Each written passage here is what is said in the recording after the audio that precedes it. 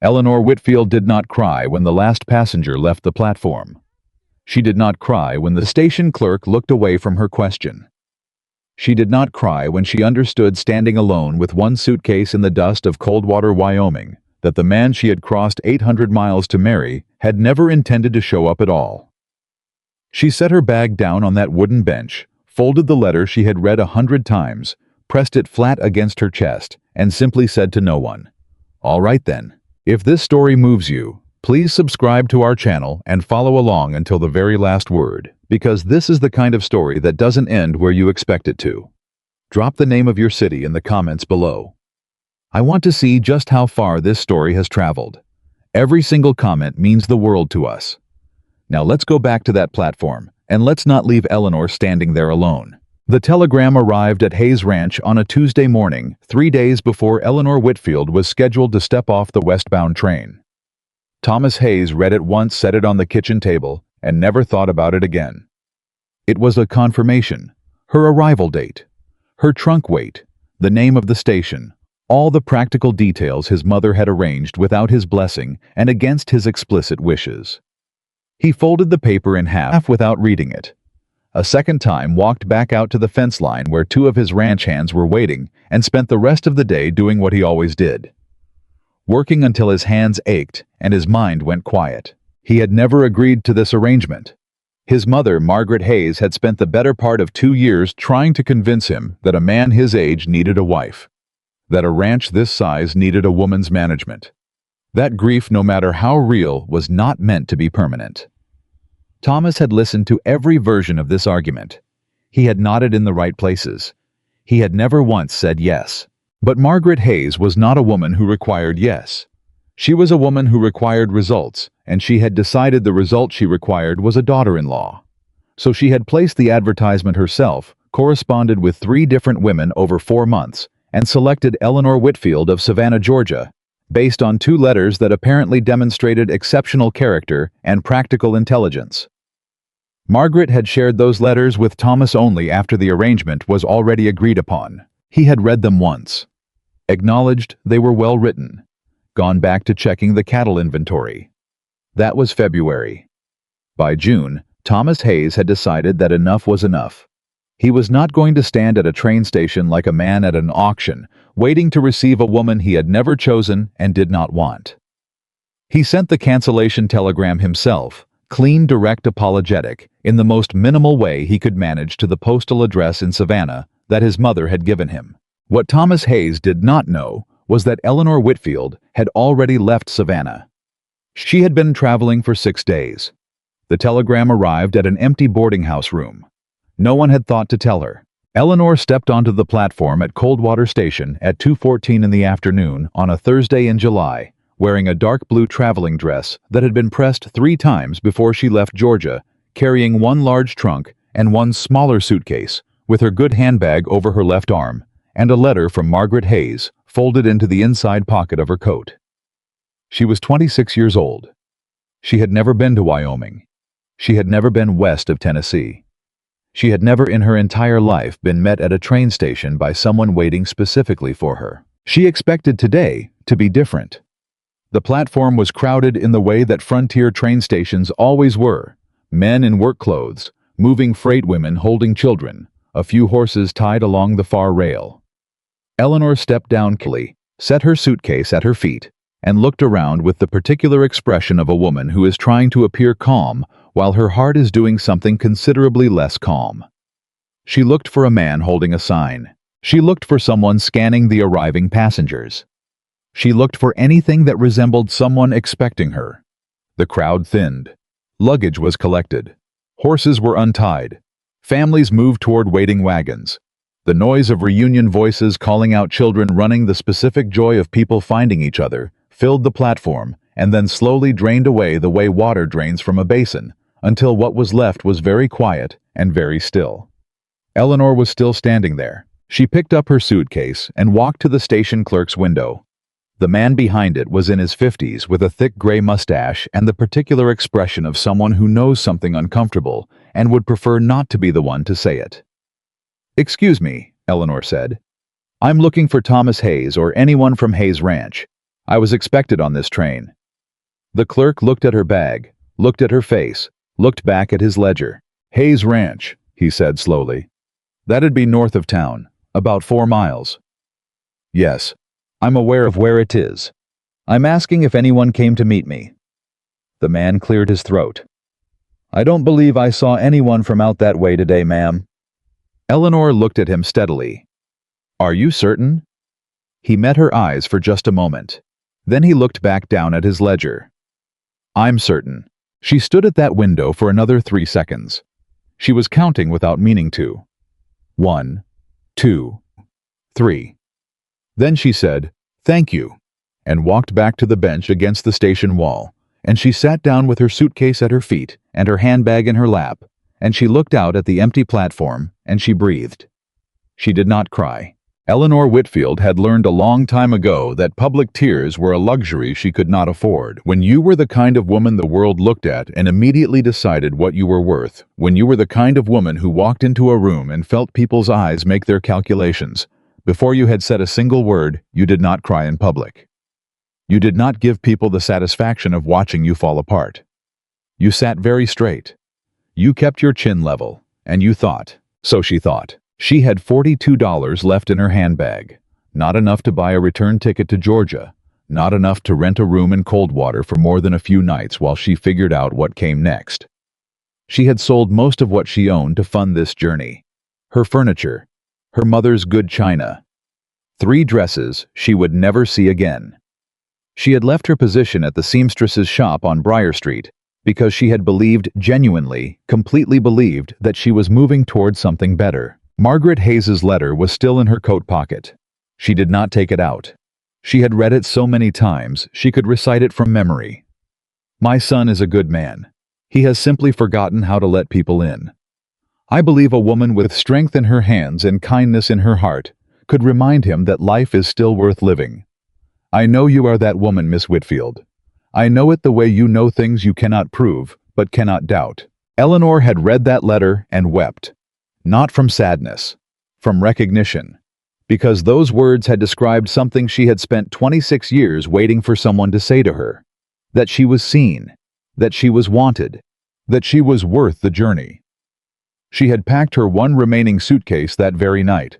Now she sat alone on the bench in Wyoming while the afternoon light stretched long and golden across an empty platform, and a few stray dogs investigated the base of a water trough. And she understood with the quiet clarity of someone who has absorbed too much disappointment to be surprised by it anymore that she had been wrong. It was another 20 minutes before she accepted that no one was coming. She stood up, straightened her dress, picked up her suitcase, and walked back to the clerk's window. "Is there a wagon for hire?" she asked. "I need transportation to Hayes Ranch." The clerk looked at her. This time he did not look away quickly. He looked at her with something that might have been pity, which Eleanor liked even less than the avoidance. "Ma'am," he said carefully, "I don't know that you'd want to." "I didn't ask your opinion," Eleanor said. "I asked about a wagon." He pointed to a man leaning against the far post of the station building. "Hector runs a wagon for hire. He'll take you where you need to go." Eleanor walked to the man named Hector, negotiated a price that was 3 cents lower than he asked for, and waited while he hitched his horse. While she waited, she became aware that she was being watched. Not stared at. Frontier people were too practical for outright staring, but watched. A woman by the dry goods store across the street had her eyes on Eleanor with an expression that carried a particular kind of female assessment, the kind that took in the fuller figure, the traveling dress, the solitary situation, and arrived at a verdict before any evidence had been considered. 2 men near the livery were talking in low voices and glancing over. A child pointed, and his mother pulled his arm down and turned him away. Eleanor had spent her entire life being looked at that way, not with hatred, never with open cruelty, just with the mild and constant dismissal of people who had decided based on the evidence of her body that she was not worth their full attention. Too large, too ordinary, too easy to overlook. She had grown up in a house where her sister, smaller, lighter, quicker to smile, had been called beautiful so often that the word seemed permanently attached to her name, and Eleanor had been called capable, which was what adults said when they wanted to be kind about the truth of what they saw. She knew what she looked like. She had made her peace with it years ago, or she thought she had. Standing on this platform in Wyoming, in a town she had never seen before, waiting for a wagon that would take her to a man who hadn't wanted her. She felt something she didn't usually allow herself to feel. Not grief, not shame, fury. Clean, cold, purposeful fury. Not at Thomas Hayes. Not yet. Not at Margaret Hayes, who had meant well and caused harm with her good intentions. Not at the town of Coldwater, which was only doing what towns always did, which was looking and judging and moving on. She was furious at herself. For believing. For packing. For selling her mother's china for $40 and using it to cross half a continent toward a man who had written to cancel the arrangement and hadn't even made sure the cancellation arrived in time. She climbed into Hector's wagon when it was ready, and she sat very straight on the bench beside him, and she held her handbag in both hands, and she did not say a word for the first mile. Then Hector said carefully, "You're the woman Thomas Hayes was expecting." "I'm the woman his mother was expecting," Eleanor said. "Apparently there's a difference." Hector said nothing for a long moment. Then he said, "Thomas is a decent man. He ain't been right since Clara died." Eleanor turned to look at him. Clara, his wife, passed 4 years back. Fever took her in the spring. He kept his eyes on the road. He closed up after that. Works the land, minds his business, don't let nobody in. Margaret, his ma, she means well. But Thomas didn't agree to this. Word around town is he canceled the whole thing. "I know he canceled it," Eleanor said. "I'm going there anyway." Hector glanced at her sideways. She could feel him reassessing. "What for?" "Because I spent everything I had to come here," Eleanor said, "and I deserve to hear it from him directly." Hector said, "Yes, ma'am." And that was the end of that conversation. Hayes Ranch appeared at the top of a long rise, and even from a distance, Eleanor could see what no one had been taking care of. The fence posts along the south side were leaning at angles that had nothing to do with the wind. The garden beside the main house had gone to weeds 3 seasons ago at least. 2 of the outbuildings needed new wood on their faces. The place had the look of a man who had been surviving instead of living, keeping what mattered most and letting everything else slowly come apart. She cataloged it without meaning to. It was how her mind worked. Numbers and details and the specific arithmetic of what something needed versus what it had. She had managed the books at her uncle's hardware shop in Savannah for 4 years before the arrangement with his business partner forced her out.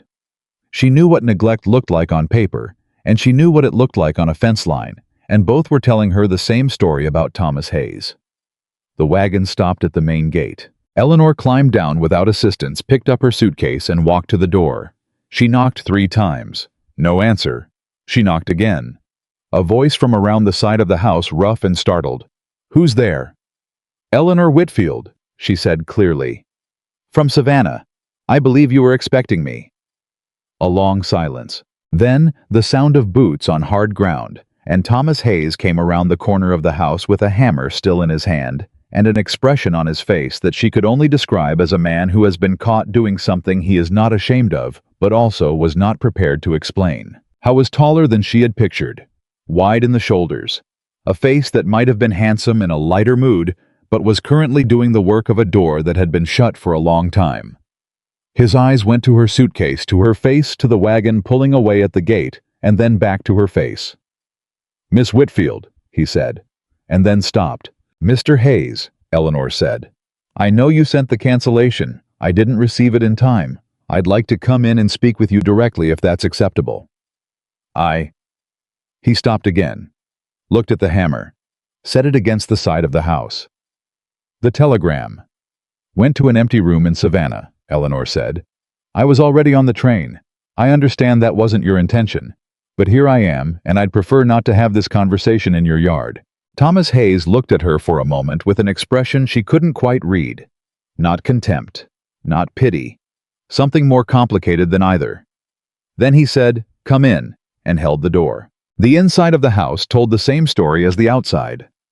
Not dirty, he was clearly a man who kept things in basic order, but stripped down. Empty walls where pictures had hung.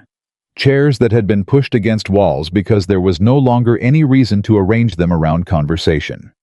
A kitchen that smelled of coffee, and nothing else when a kitchen should smell of 10 things at once. He gestured toward the kitchen table, and she sat down, setting her suitcase against the wall and her handbag on the table in front of her. He poured 2 cups of coffee without asking if she wanted one. She noticed that. Small kindness. Automatic not considered.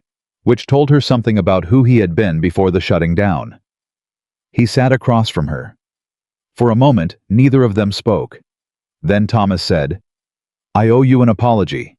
The telegram should have been sent sooner." "Yes," Eleanor agreed. "It should have been. I didn't know you'd already left Georgia." "No, you didn't." He wrapped both hands around his coffee cup. She watched his jaw work slightly, the way men's jaws worked when they were trying to determine how to say something they hadn't decided yet. "I didn't agree to this arrangement," he said finally. "My mother—" "I know your mother arranged it," Eleanor said. "She wrote to me for 4 months. I have her letters. She told me you were a good man who had forgotten how to live. She told me she believed I could remind you." She paused. "I understand now that she was making that decision for both of us, and neither of us agreed to it entirely." Something shifted in his expression. Not warmth, but the slight opening of a door. "She means well," he said quietly. "I know she does," Eleanor said. "And I'm not here to argue about who meant what. I'm here because I spent every dollar I owned to make this trip, and I have $42 left in my bag, and I don't have a return ticket, and I'm not willing to sit at a train station and cry about it." She met his eyes. "I came to tell you that I heard the situation as it is. I don't expect you to marry me. I never expected you to marry me without meeting me first. I'd like to think I have more sense than that, but I'd like to know if you have any work available on this ranch, because I have practical skills, and I'm not afraid of hard work, and I need a position until I can afford to determine what comes next." Thomas looked at her. He looked at her the way people almost never looked at Eleanor, not as though he were measuring, but as though he were listening. Really listening. The way you listened to something that had surprised you into paying attention. "What kind of practical skills?" he asked. "I managed accounts for 4 years," she said. "I can read a ledger, catch an error, and tell you within 10 minutes whether your supplier agreements are fair. I can cook, preserve, and organize a household. I can manage a garden from bare soil to table. I notice things other people don't notice, and I remember what I notice." She looked at her coffee cup, then back at him. "I'm not asking for charity. I'm asking for work." Thomas was quiet for a long moment. Then he said, "I'd need to see what you can do." "That's fair," Eleanor said. 2 weeks, he said. "I'll give you 2 weeks. There's a room above the barn, it's clean and it's warm and it's private. Meals at the house, $1.50 a week." He paused. "That's what I'd pay a hand." "A hand does physical labor from dawn to dusk," Eleanor said. "I'll be doing that and managing your books. I'd say $2 a week is fair." He looked at her. She looked back. $2, he said. "Fine." She picked up her coffee cup. "Thank you, Mr. Hayes." He picked up his. "There'll be people in town who talk," he said. "They'll say things about the arrangement and about you being here." "People have been saying things about me my entire life," Eleanor said. "I've learned to keep working while they do it." Something happened to his face then. Something she wasn't sure he was aware of. A slight relaxation around the eyes. The very beginning of something that might in a different season become a smile. He did not smile. But it was close. "I'll show you the room," he said, and stood up, and she followed him out through the back of the house, and the Wyoming afternoon wrapped around them both, and Eleanor Whitfield, who had cried on exactly 0 train platforms, and intended to keep that record, walked into the second chapter of a story she had not expected to find herself living. She had not come to Wyoming to be saved. She had come to save herself. And she was just getting started. 3 hours after Eleanor settled into the room above the barn, a clean space just as he'd promised, with a good window and a solid bed and a hook on the wall that she used immediately for her second dress, she heard voices from the yard below. She wasn't trying to listen, but the window was cracked against the summer heat, and the voices carried. A woman's voice first. Sharp. Not unkind in the way that cruelty is unkind, but the kind of sharpness that came from certainty. The voice of a woman who had decided what everything was long before she arrived at it. Thomas Hayes, that woman is still on your property. She's working Doris. She's a mail-order bride you rejected. There's a name for a woman who stays after a man says no. A pause. She asked for work. I gave her work. That's the end of it. It is not the end of it. This is a small town, Thomas. People are already talking. You had a woman shipped in like a piece of furniture, and now you've got her sleeping in your barn, and you think nobody is going to... Doris. His voice was flat, final. I'd appreciate it if you'd leave this alone. I'm trying to help you. You're trying to manage me. Those are different things. The silence that followed was the specific silence of a woman who has been checked and knows it and is deciding whether to push further or retreat. She retreated. Eleanor heard footsteps moving away, a horse, the creak of a buggy. Then quiet. Then from directly below the window, Thomas Hayes's voice, not directed at Eleanor, not directed at anyone, just spoken into the open air, the way a man sometimes spoke when he thought he was alone. Damn this town. Eleanor allowed herself very quietly the smallest smile she'd had in 6 days. She unpacked her suitcase. She folded her dresses into the small chest of drawers by the window.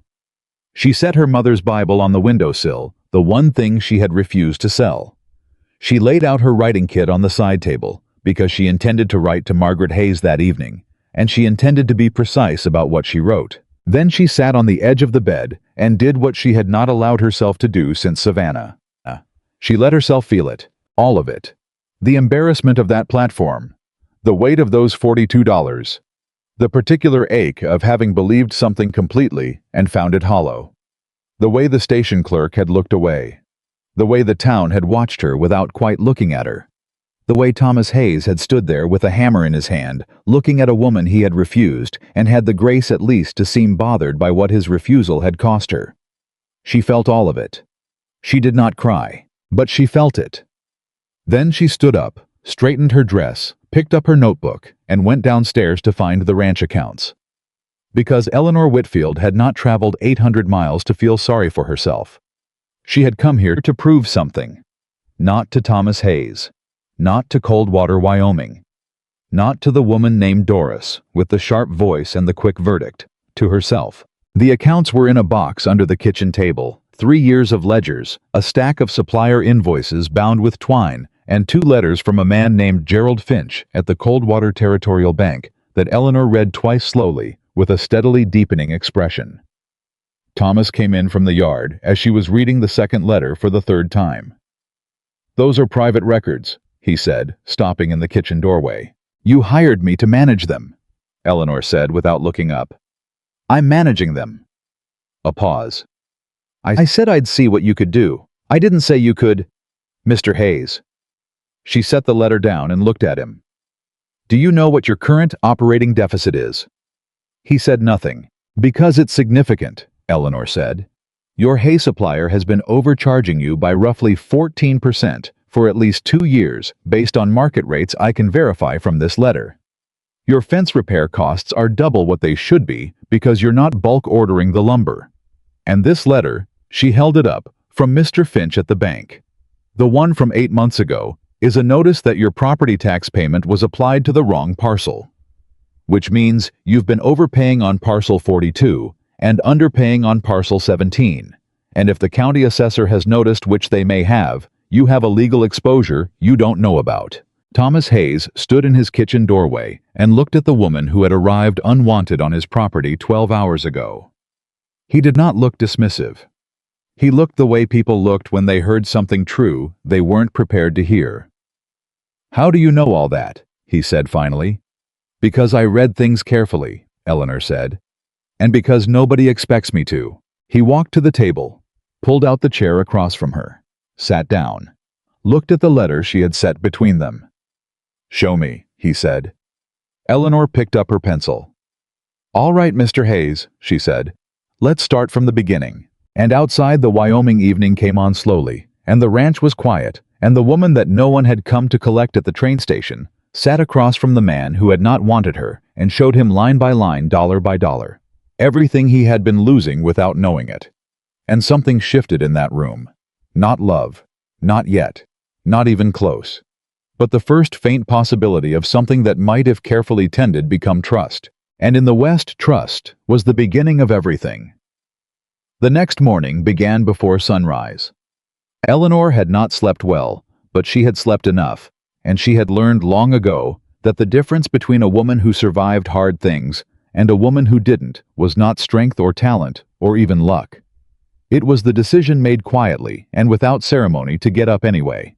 So she got up. She dressed in the dark, pinned her hair without a mirror, and was down the barn stairs and crossing the yard before the first edge of light appeared over the eastern ridge.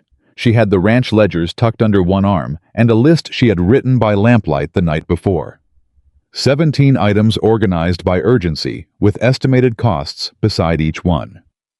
Thomas Hayes was already in the yard.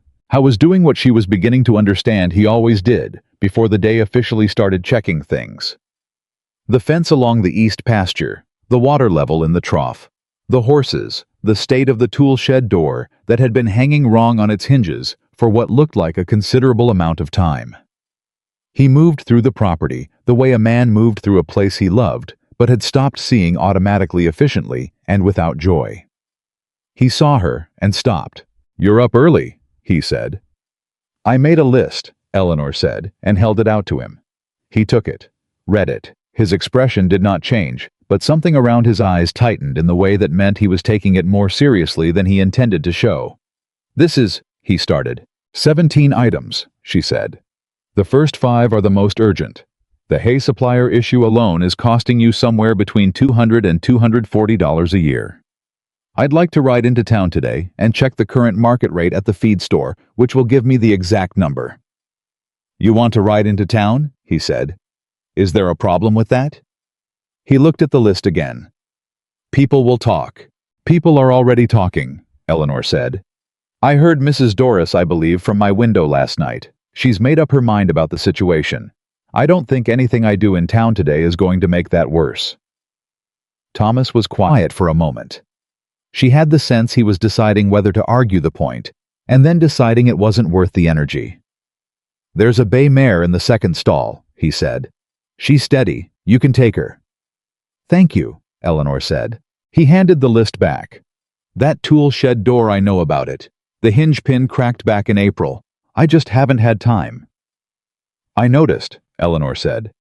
"I put it at number 11 because it's not urgent, but a cracked hinge left long enough becomes a broken door, and a broken door in winter is a serious problem."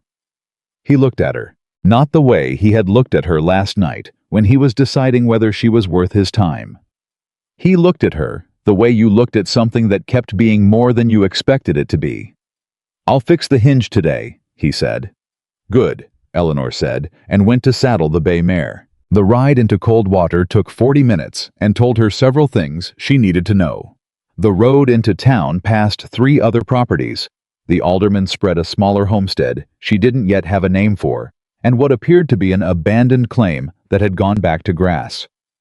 She cataloged all 3 without meaning to the way she cataloged everything. Details had always been her defense.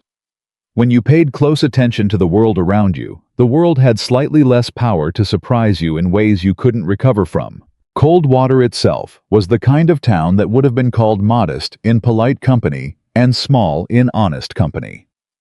One main street, a bank, a dry goods store, a livery, a church whose paint had been fading for at least a decade, and a saloon that appeared to be the most prosperous establishment in the county. There was a feed store at the south end of the main street, which was where Eleanor went first. The man behind the counter was young mid-20s, with an open, uncomplicated face, and the particular expression of someone who recognized her before she'd said a single word. Of course he did. Word in a town this size moved faster than horses. "Morning, ma'am," he said carefully. "Good morning," Eleanor said. "I need the current rate on prairie hay loose and baled, and I'd like to know what your delivery charge is to Hayes Ranch if the order is above 500 pounds, he told her. She wrote the numbers down. They were exactly what she had suspected. The number Thomas had been paying his current supplier was not 14% over market rate. It was 19. She thanked the young man, walked out of the feed store, and stood for a moment in the morning air, doing arithmetic that made her simultaneously pleased because she'd been right and furious on Thomas Hayes's behalf, because 19% overmarket on hay for a ranch of that size, compounded over the 2 years she could verify from the ledgers, was close to $600. $600 that had walked out of Hayes Ranch through a combination of inattention and the particular arrogance of a supplier who believed that a grieving man too deep in his own sorrow to check numbers was a man worth exploiting. She was walking back toward her horse when she heard her name. Not her name exactly. She heard that woman from Hayes Ranch, which was what she had become in Coldwater already, and she turned to find the source. 3 women stood outside the dry goods store. One of them was Doris. Eleanor recognized the voice from last night before she recognized the face. Doris was perhaps 50, well-dressed in a frontier way, with an expression that managed to be simultaneously concerned and satisfied, the expression of a woman who had discovered that her concerns were justified, and found this more validating than troubling. The other 2 were younger. One looked away when Eleanor met her eyes. The other did not. "Miss Whitfield," Doris said, stepping forward with the confidence of a woman who considered herself the spokesperson for the collective opinion of Coldwater.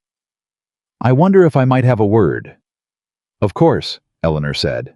"I want you to know that nobody in this town thinks poorly of you personally," Doris said in the tone people used when what they were about to say was going to prove the opposite. "You were clearly misled by the situation.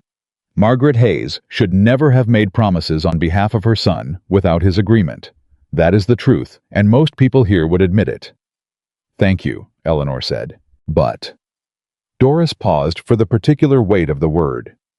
"Your remaining at Hayes Ranch in the current arrangement is not appropriate. I think you must know that." "I'm working," Eleanor said. "I have a professional arrangement with Mr. Hayes. I manage accounts and household administration.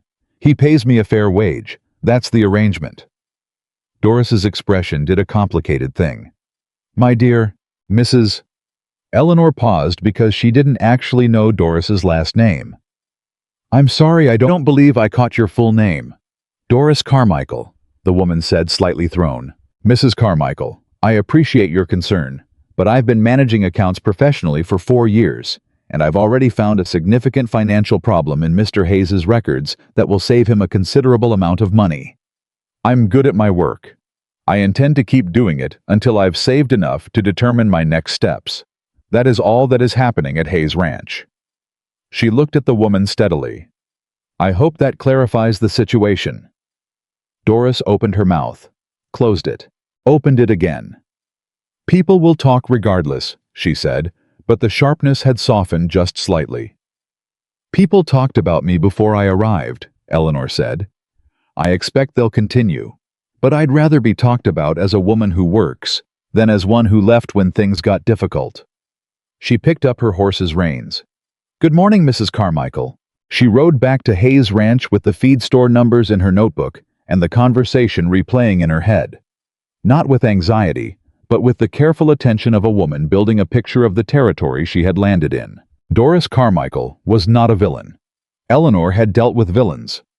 Doris was something more common and, in some ways, harder to navigate, a woman who had decided what was right based on the assumption that her version of right was the only one available. The town had clearly taken its social cues from her for some time, which meant that whatever Eleanor built here, she would build against that current. She didn't mind currents. She had been swimming against one her entire life. Thomas was at the kitchen table when she came in the tool shed. Hinge pin on the table beside him, a cup of cold coffee at his elbow, a letter in his hand that he set face down when she entered. She noticed and didn't comment. "The hay supplier has been overcharging you by 19%, she said, setting her notebook on the table. "Not 14. I had the numbers wrong last night because I was working from the older invoices.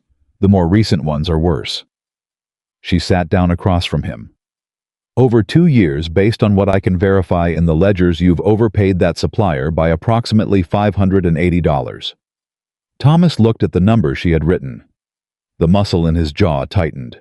"Dawson's been selling to this ranch since my father's time," he said finally.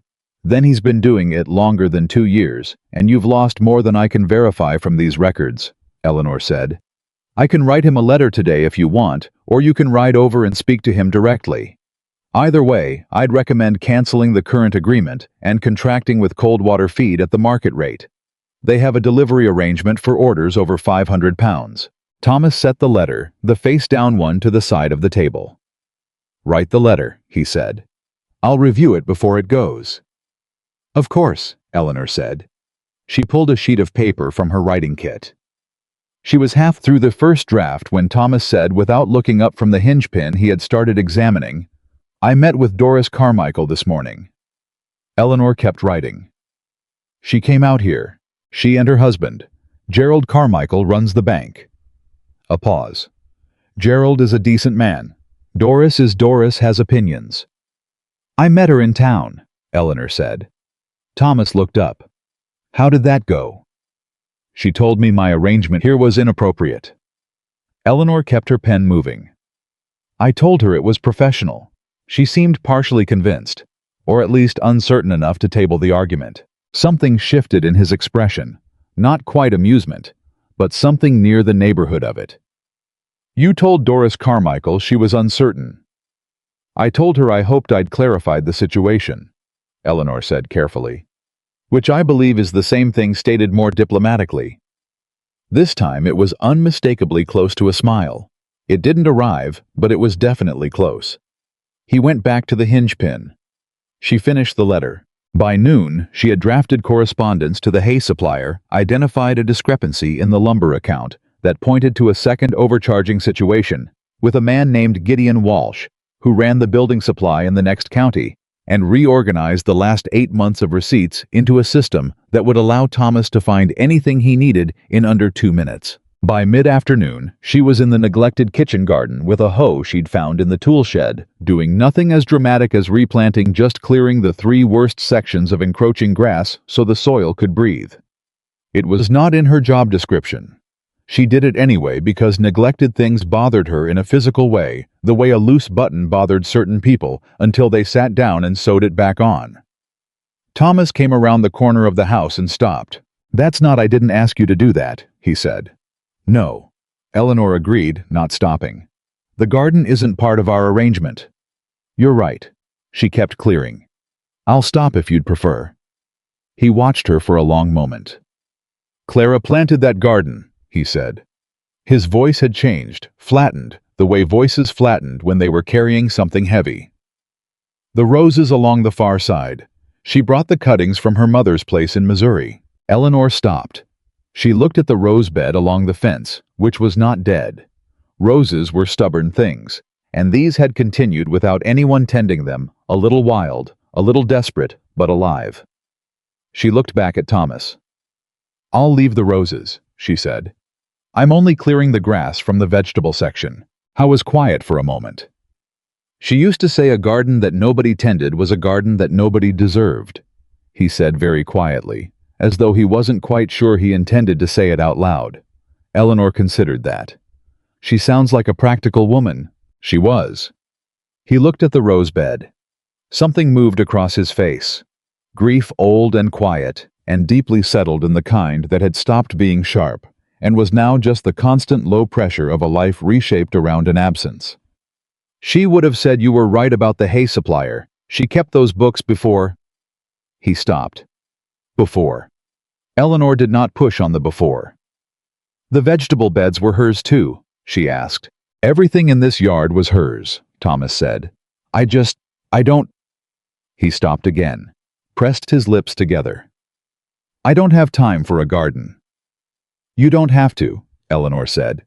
I'll see to it. Consider it part of the arrangement. He looked at her. Then a direct look, the kind he hadn't given her often. The kind that meant he was actually seeing her rather than processing her presence. Why, he said. You don't owe this place anything. I like gardens, Eleanor said simply. And this one is trying very hard to survive without any help. I find that admirable. She turned back to her clearing. Also, tomatoes in August will reduce your food costs, and I prefer to justify everything in practical terms. This time he did smile. Small, brief, gone in a second, but real. The first real one she had seen. He picked up the second hoe from where she'd leaned it against the fence and joined her without another word. They worked side by side for an hour, not talking, just working. And Eleanor felt something she hadn't expected to feel in Wyoming. Something that was not comfort exactly, because comfort implied ease, and nothing about this situation was easy. Something more like the particular rightness of useful work done alongside another person who understood what useful work was. It lasted until the sound of a horse coming fast up the ranch road broke the quiet. Thomas dropped the hoe and was at the gate before Eleanor had straightened up. The rider was young, one of the alderman boys from the property she'd passed that morning, and his face had the white pressed look of someone delivering bad news. "Mr. Hayes," the boy said, pulling his horse up hard. "My pa sent me. There's a man from the county assessor's office in town. He's been at the bank talking to Mr. Carmichael." Thomas went still. "What about—" "Pa didn't hear everything, but he heard your name and parcel 17, and he heard the man from the assessor say something about a delinquency notice." Eleanor stepped forward before she meant to. "The tax payment," she said. "The one that was applied to the wrong parcel." Thomas turned to look at her. "The letter from Mr. Finch at the bank," she said. "8 months ago. The payment was applied to parcel 42 instead of 17. I mentioned it last night." She met his eyes. If that wasn't corrected, the county may have flagged parcel 17 as delinquent.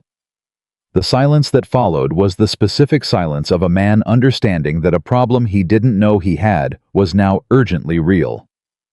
"How bad can it get?" Thomas said. "If the delinquency was filed officially, they can begin seizure proceedings after 30 days, Eleanor said. "I don't know when it was filed. I don't know if it was filed. But we need to find out today." She was already untying her apron. "I need those bank letters, all of them, and the original tax receipt from 2 years ago if you have it." "I don't know where—" "I'll find it," Eleanor said. "Where do you keep older documents?" "There's a box in this back room. Clara used to—" He caught himself. Back room, bottom shelf, blue tin box. Eleanor was already moving toward the house. She heard Thomas telling the alderman boy to ride back and tell his father, "Thank you," and then she heard Thomas's boots on the porch behind her, and then they were both in the back room, and she was on her knees pulling out the blue tin box that she would have bet everything was exactly where Clara had put it. It was. 3 years of property tax receipts, organized by date with each parcel noted in a handwriting that was neat and small and not Thomas's. Eleanor lifted them out one by one until she found what she needed. The receipt from 2 years ago. Parcel marked payment noted bank stamp across the bottom. She held it up. "Parcel 42, she said. "Not 17, just as the bank letter said. This means the error originated at the bank, not the county. Which means the county's delinquency notice, if there is one, is based on bad information that can be corrected." She was already standing. "We need to get to the bank before it closes." Thomas looked at the receipt in her hand, and then at her face. "You found that in 4 minutes." "The box was organized by year," Eleanor said. "Clara was meticulous." Something crossed his face when she said the name. The same thing that always crossed it, that low-pressure grief. But this time, something else was underneath it. Something that looked for a fraction of a second like the specific pain of recognizing that you had not been the only one who loved someone, and that love once built persisted in small organized tin boxes long after the person who built it was gone. "We need to go," Eleanor said more gently. "Yes," Thomas said. And then, "Thank you." It was the first time he had said it directly without the formal courtesy of the first night. It meant something different now. She could hear the difference. "Let's thank me after we fix it," Eleanor said. They rode into town together, and the people of Coldwater, who happened to be on the main street at 4 in the afternoon, saw Thomas Hayes and the woman from the train station ride in side by side with the specific purposeful urgency of two people who had something important to settle. And if some of those people had opinions about that, they kept them to themselves because Thomas Hayes's expression was the expression of a man who was currently not interested in anyone's opinions. Gerald Carmichael was still at the bank. How was a trim man in his late 50s with careful eyes and the measured manner of someone who had spent decades handling other people's money and other people's problems. He rose when they came in. He looked at Eleanor. He looked at Thomas. He looked at the receipt Eleanor set on his desk without preamble. "The payment was applied to the wrong parcel," Eleanor said. "Parcel 42 instead of 17. I believe you sent a letter about this 8 months ago." Gerald looked at the receipt, opened his ledger, ran his finger down a column, closed the ledger. "We sent the letter," he said. "We never received a response." "The letter wasn't followed up on," Thomas said. "No," Gerald admitted. "It should have been. That's an oversight on our part. Mr. Hayes and I apologize for it." He looked at Eleanor. "You are Eleanor Whitfield," she said. "I manage Mr. Hayes's accounts." Gerald looked between them, arrived at a diplomatic absence of expression. "I see.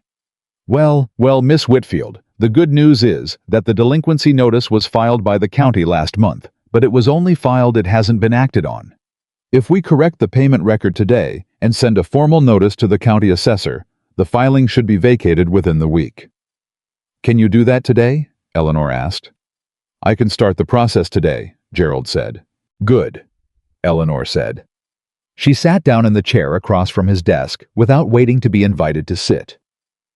"I'd also like to discuss the general state of the Hayes accounts while we're here, because I've identified several issues I'd like your perspective on."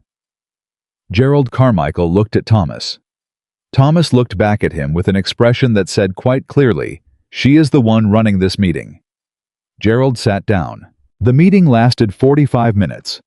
By the end of it, Eleanor had established that the bank had made 2 additional clerical errors in the Hayes accounts over the past 3 years, both minor, both correctable, and had also learned from a comment Gerald let slip, when he was sufficiently off balance, that a man named William Carter had been asking questions at the bank about the Hayes property boundaries. She filed that away and said nothing until they were outside. Then she said, "Who is William Carter?" Thomas stopped walking. "Where did you hear that name?" Carmichael mentioned him. He didn't mean to. He was talking about property boundary inquiries, and he said Carter's name and then caught himself. She looked at Thomas. He went quiet after that, which usually means the subject is sensitive. Thomas was quiet for a moment. He took his hat off and ran a hand through his hair, the gesture of a man dealing with something he'd been managing to not deal with, and was now finding he could no longer avoid. "William Carter owns the Meridian Ranch," Thomas said. "East of my property. He's been trying to buy my Southfield for 2 years. I said no. He's the kind of man who doesn't accept no as a final answer." "What does that mean practically?" Eleanor said. "It means he has a lawyer in Cheyenne," Thomas said. "It means every time there's anything questionable in my records or my title, it gets back to that lawyer somehow. It means—" He stopped, put his hat back on. "It means I've been fighting off a land dispute for 18 months that I thought I had handled." Eleanor looked at him. "And the property tax delinquency notice," she said slowly. "If that had gone unaddressed, it would have given Carter's lawyer something to work with," Thomas said. He said it quietly. "The way you said things when you'd figured out something unpleasant." "Do you think Carter knew about the misfiled payment?" Eleanor asked. Thomas looked at her. "Gerald Carmichael and William Carter," he said, "play cards together every Thursday night." The silence between them was not comfortable. It was the specific discomfort of a picture coming together that you would have preferred to remain blurry. "All right," Eleanor said. "Then we have more work to do than I thought." "Miss Whitfield." "Eleanor," she said, "if we're going to fight a land dispute together, Mr. Hayes, I think we can manage first names." He looked at her for a moment. With that expression, she was beginning to recognize the one that meant she had surprised him again, and he was recalibrating. "Thomas," he said. "Thomas," she said. "Here's what I know: the tax notice is being corrected. The bank errors are on record as bank errors. Carter can't use those. But if he's looking for weaknesses in your title, there may be others I haven't found yet. I need to go through everything. All the property documents, the original land grant, every survey record you have." "That's—" Thomas looked across the street at nothing in particular. "That's going to take time." "Then we'd better start tonight," Eleanor said. They rode back to Hayes Ranch in the long light of the Wyoming evening, and something had changed between them that neither of them said anything about. Not affection, not trust, Quite trust was earned in longer increments than this. But the particular alignment that happened between two people who had faced something difficult together and found that they had faced it well. At the gate, Thomas said, "I want to ask you something." "Go ahead," Eleanor said. "Why are you doing this?" He was looking at his hands on the reins. "You don't have a stake in this land. You don't have any reason to." "I told you why," Eleanor said. "I have $42 and I need this position." "That's not the whole reason," Thomas said. She looked at him. He was looking back now, and the question was genuine, not an accusation, not a test. Just a man trying to understand a person he hadn't expected to find standing in his life. Eleanor considered her answer for a moment. She thought about the tin box with Clara's handwriting, the rose cuttings from Missouri still growing along the fence, the ledgers that no one had properly tended in years, the fence posts leaning at wrong angles. "Because this place deserves better than what's been happening to it," she said finally. "And so do you." She paused. "And I have never in my life been able to walk away from something that was being neglected when I could see exactly what it needed." Thomas held her gaze for 3 full seconds. Then he said, "Thank you, Eleanor." She nodded, climbed down from the mare. "I'll start on the property documents after supper," she said, and walked toward the barn. Behind her she heard Thomas dismount, heard him pause, heard him in a voice quieter than she'd heard from him. Yet the voice of a man saying something he'd almost forgotten how to say. Say to no one in particular, or possibly to the evening air, or possibly to the ghost of the woman who had organized everything in blue tin boxes. "Lord, Clara, she's something." Eleanor did not acknowledge that she'd heard it, but she climbed the stairs to her room above the barn and sat on the edge of the bed and allowed herself for the second time in 2 days to feel something she hadn't expected. Not hope. Hope was too fragile a word for what Eleanor Whitfield allowed herself. But the solid, grounded, practical precursor to hope. The sense that she was exactly where she was supposed to be. Outside. Thomas Hayes lit the lamp in his kitchen and sat down at the table with the property documents she had asked for and began sorting them into order so she could start tonight. It was the first time in 4 years that he had lit the lamp for any reason other than himself. The property documents took 3 nights. Eleanor worked at the kitchen table after supper each evening, while Thomas sat across from her, sometimes answering questions, sometimes just present in the way that a person could be present when they had decided without announcing it that they no longer wanted to be alone in a room. He brought coffee without being asked. She stopped thanking him for it after the second night, because it had become the kind of thing that didn't require acknowledgement anymore, the small wordless grammar of 2 people learning each other's rhythms. On the first night, she found the original land grant from 1871, signed by Thomas's father, covering 4 parcels, totaling just over 900 acres. On the second night, she found a survey record from 1879 with a boundary notation that didn't match the land grant description by roughly 40 feet along the southern edge, the edge that bordered William Carter's Meridian Ranch. She set her pen down and looked at that number for a long time. 40 feet. In farming terms, 40 feet was nothing. In legal terms, in the hands of a lawyer looking for leverage, 40 feet was a door left unlocked. "Thomas," she said. He looked up from the fence repair invoice he'd been reviewing. She turned the survey record around and pushed it across the table. "This boundary notation. Does this match what you understand to be your southern property line?" He studied it, pulled the land grant over and compared. She watched his face do the slow, controlled work of a man who was beginning to understand something he wished he didn't understand. "These are different," he said. "By 40 feet, Eleanor said. "Along the southern edge, which is the edge Carter has been disputing." Thomas leaned back in his chair. He pressed both hands flat on the table. "Tell me what you're thinking." "I'm thinking the discrepancy could be a surveyor's error from 1879, Eleanor said carefully. Surveyor errors happened often. Instruments were imprecise. It may mean nothing. She paused.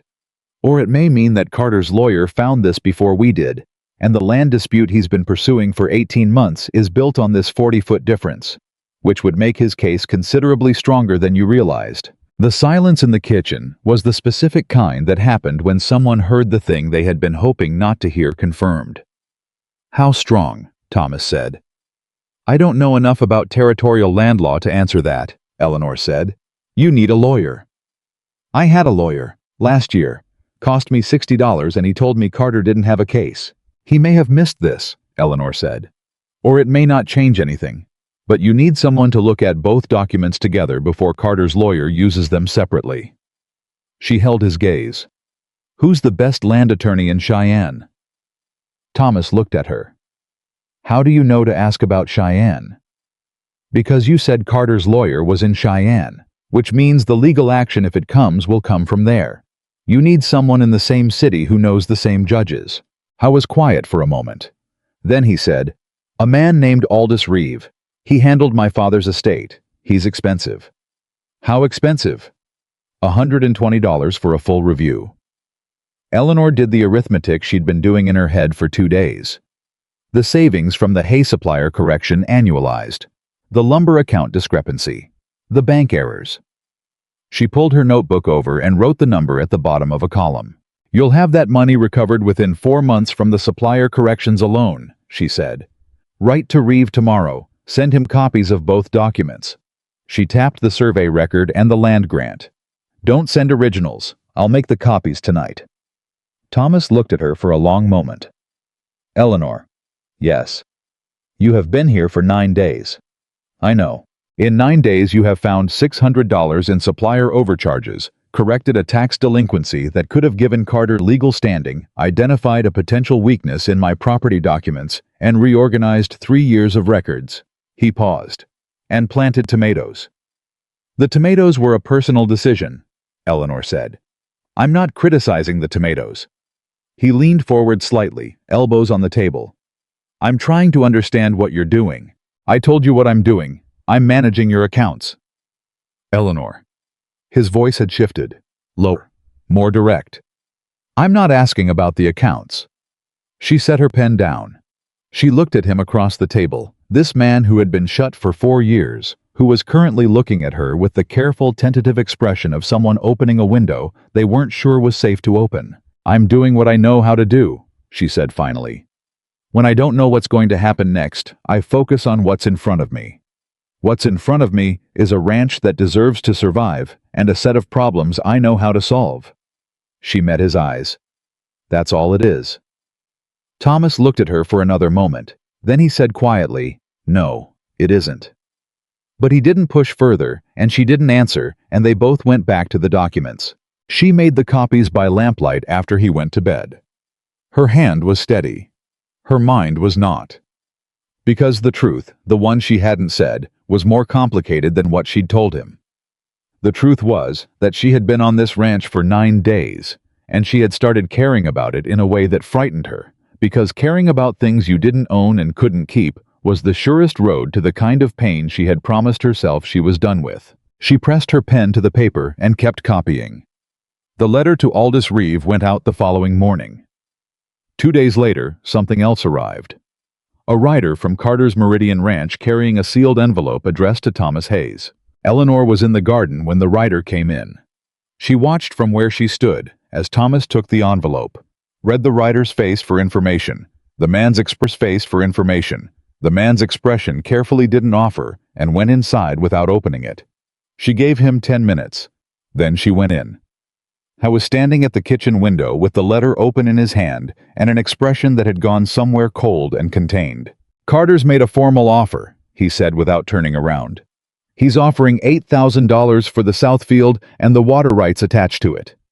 Eleanor kept her voice level. That's a low offer. The Southfield has the best creek access on the property. The water rights alone are worth more than that to a ranch his size. He set the letter on the table. This isn't an offer. It's an opening move. What does he want you to do? Accept it by Friday, or he said he'll, and I'm reading directly. Thomas picked the letter back up. Proceed with the legal proceedings his attorney has been preparing regarding the disputed boundary survey. Eleanor crossed the kitchen in 4 steps and picked up the letter herself. She read it twice, looked at the signature, looked at the date. He's bluffing, she said. Thomas turned around. How do you know? Because if his lawyer had a case strong enough to win, he wouldn't be offering $8,000 first. He'd go straight to court.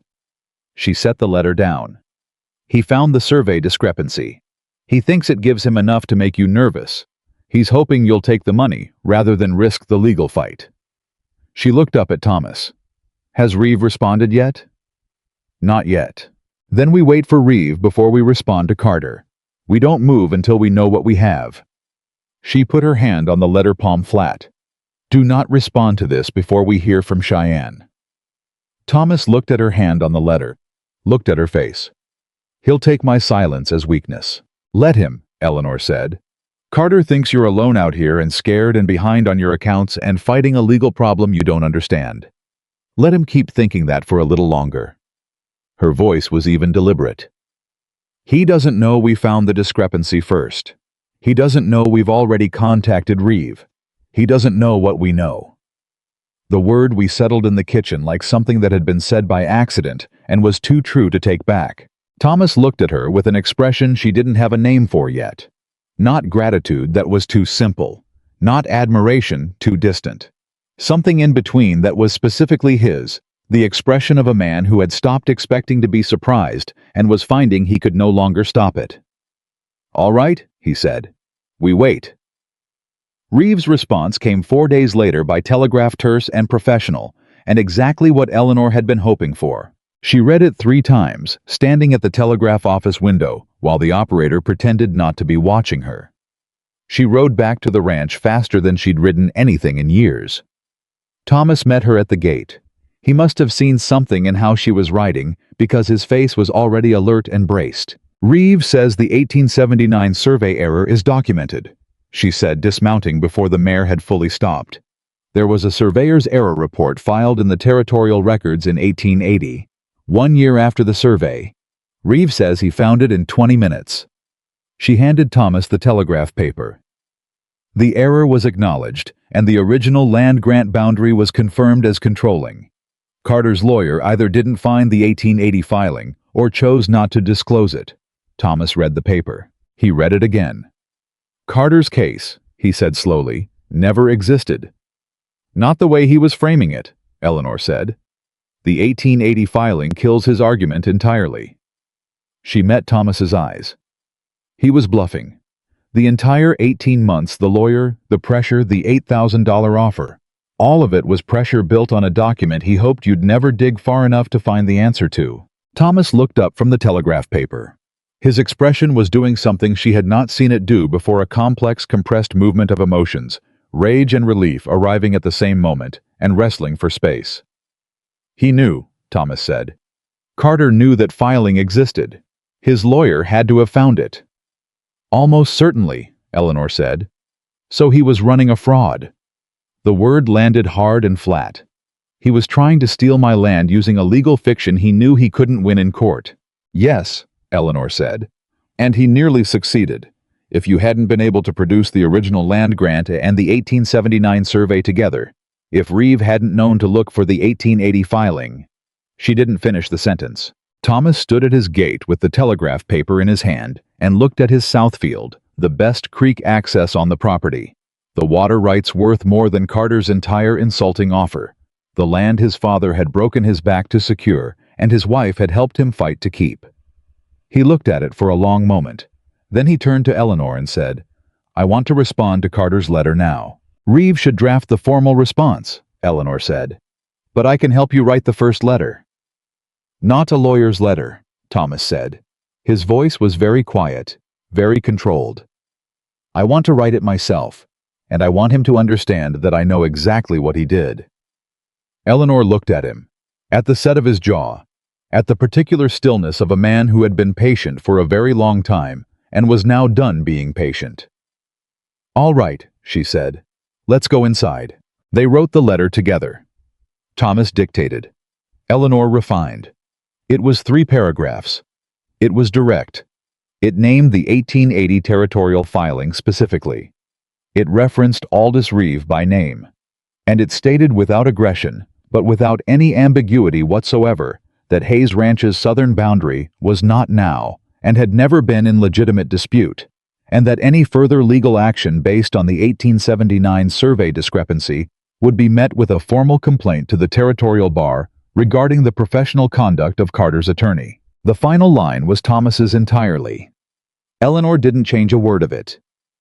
If you wish to purchase water access for your eastern grazing land, Mr. Carter, I am willing to discuss a fair lease arrangement. But that conversation begins with you understanding that what you attempted here is known, and it will not be forgotten. Eleanor read it twice. That last line, she said.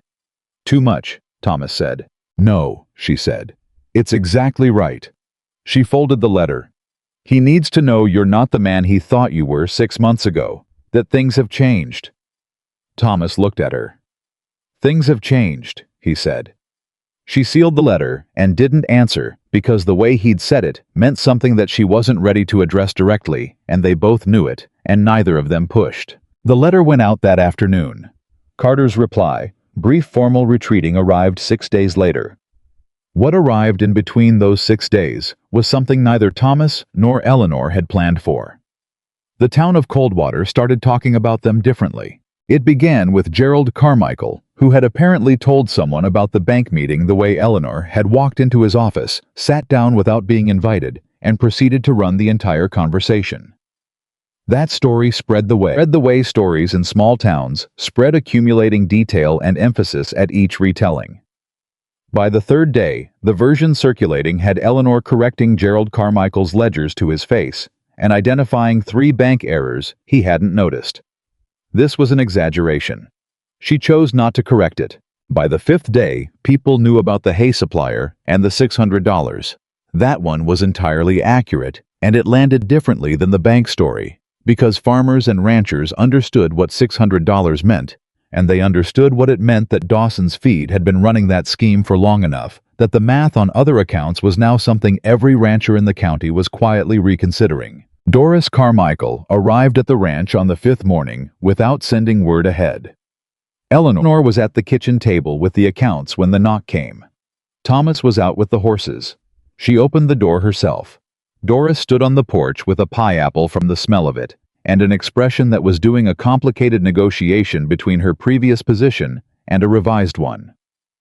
Miss Whitfield, Doris said. Mrs. Carmichael, Eleanor said. Please come in. Doris came in. She set the pie on the table with the particular care of a woman who had brought a peace offering and wasn't entirely sure she was happy about it. She sat down across from Eleanor without being asked, which Eleanor considered a good sign. It meant she felt at home enough to drop the formality. I owe you an apology, Doris said without preamble. Eleanor waited. I judged the situation incorrectly, Doris said. I judged you incorrectly. She pressed her lips together briefly. I was operating on assumptions I should not have made. You were concerned about Thomas, Eleanor said. Yes, Doris said. This community has watched Thomas Hayes fall apart for 4 years. He was a good man before Clara died. After he just closed himself off, stopped coming to church, stopped coming to social events, just worked and shut the world out. She looked at her hands. When Margaret arranged this whole business without his agreement, I was angry on his behalf. And then when I saw you at the station, and you were when I saw how the situation had... She stopped. When you saw a woman who'd been abandoned at a train station, Eleanor said gently. Doris looked up. I'm sorry, she said, for the way the town treated that. The town didn't do anything, Eleanor said. The town watched. That's what towns do. She paused. I appreciate the apology, Mrs. Carmichael. I genuinely do. Doris looked at the account ledgers spread across the table. Gerald told me what you found in the bank records. He didn't have to tell me, but he said he thought I should know. She looked up. He also said you were the sharpest mind he'd encountered in a business meeting since... She stopped again. Since, Eleanor said. Since Clara Hayes came in to dispute a loan term in 1880 and walked out with a better rate than Gerald had intended to offer, Doris said. There was a ghost of a smile on her face. Gerald has apparently been bested by the women of this ranch twice in 1 decade. Eleanor considered that for a moment. Clara sounds like she was formidable. She was extraordinary, Doris said, and the simple directness of it was more eulogy than anything fancier could have been. Thomas loved her the way some men are only capable of loving once, when she died. She shook her head. We thought we'd lost him too, just a different way. He's still here, Eleanor said. Yes? Doris said, looking at her. He is. And he's different these past 2 weeks than he's been in 4 years. She held Eleanor's gaze. I don't know what's between the two of you, and it isn't my business and I'm not asking. But whatever it is, it's brought him back at least part way. And this town is grateful for that, even if it was too proud to say it before. Eleanor said nothing for a moment. Because the thing Doris was describing, the change in Thomas, was something Eleanor had been carefully not naming even to herself, because naming it felt like a claim she had no right to make. I'm glad he's doing better, Eleanor said finally. He has a good ranch. It deserves his full attention. Doris looked at her with the expression of a woman who heard exactly what Eleanor had and had not said, and was wise enough not to push on either one. The pie is apple, Doris said, standing. Clara's recipe, actually she shared it with half the women in this county before she passed. I thought you might like to have it. Eleanor looked at the pie, felt something catch in her chest. Thank you, she said. That was very thoughtful. After Doris left, Eleanor sat at the table for a long moment without touching the accounts. She thought about a woman she had never met, who had organized documents in a blue tin box and planted roses from her mother's cuttings and negotiated loan terms with Gerald Carmichael and shared her pie recipe with every woman in the county.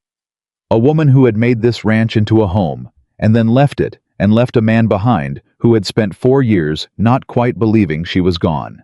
Thomas came in from the yard and stopped when he saw the pie. Doris Carmichael, Eleanor said.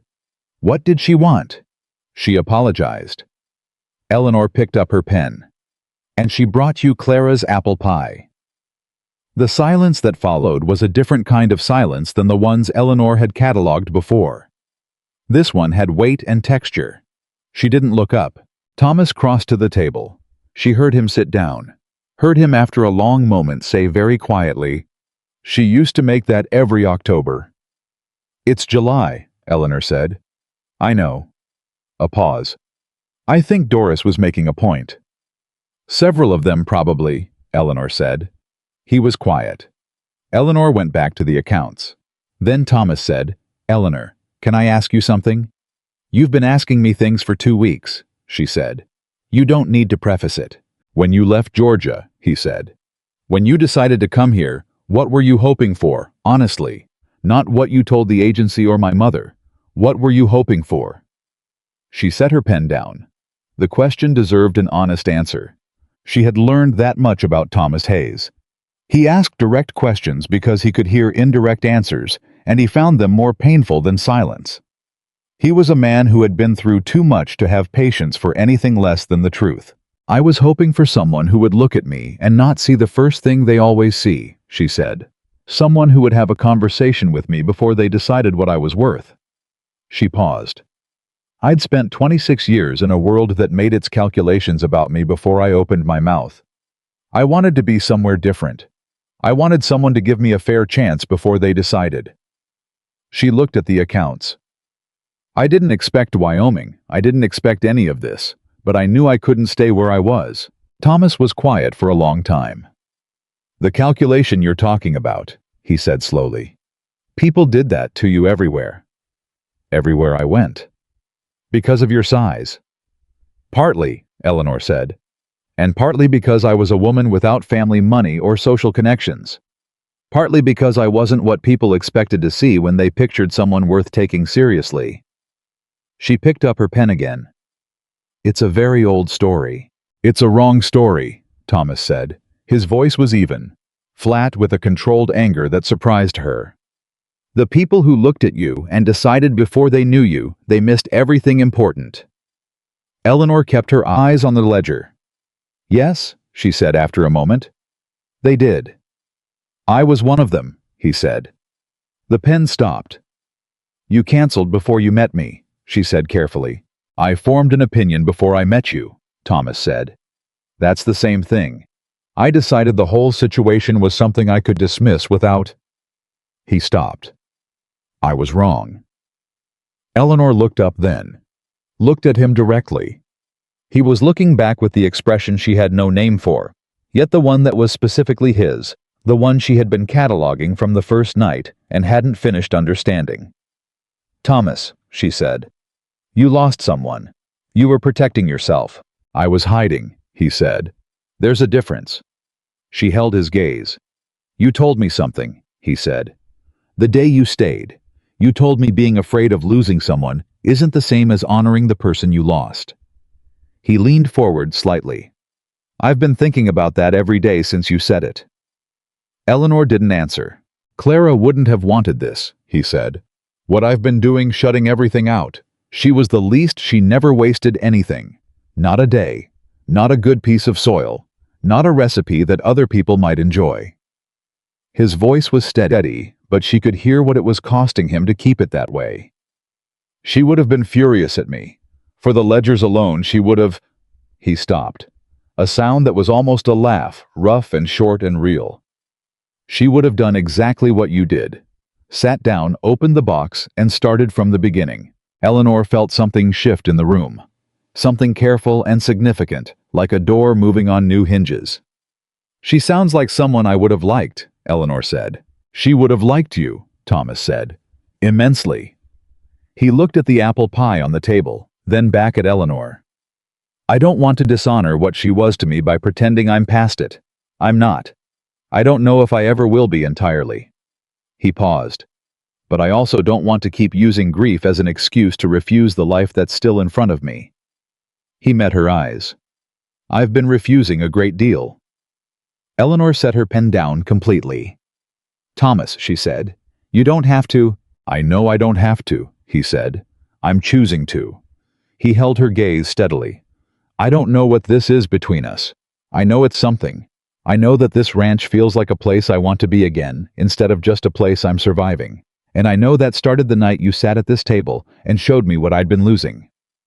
Eleanor looked at him for a long moment. Something in her chest was doing something she would have preferred it not do. Something warm and dangerous and very difficult to be practical about.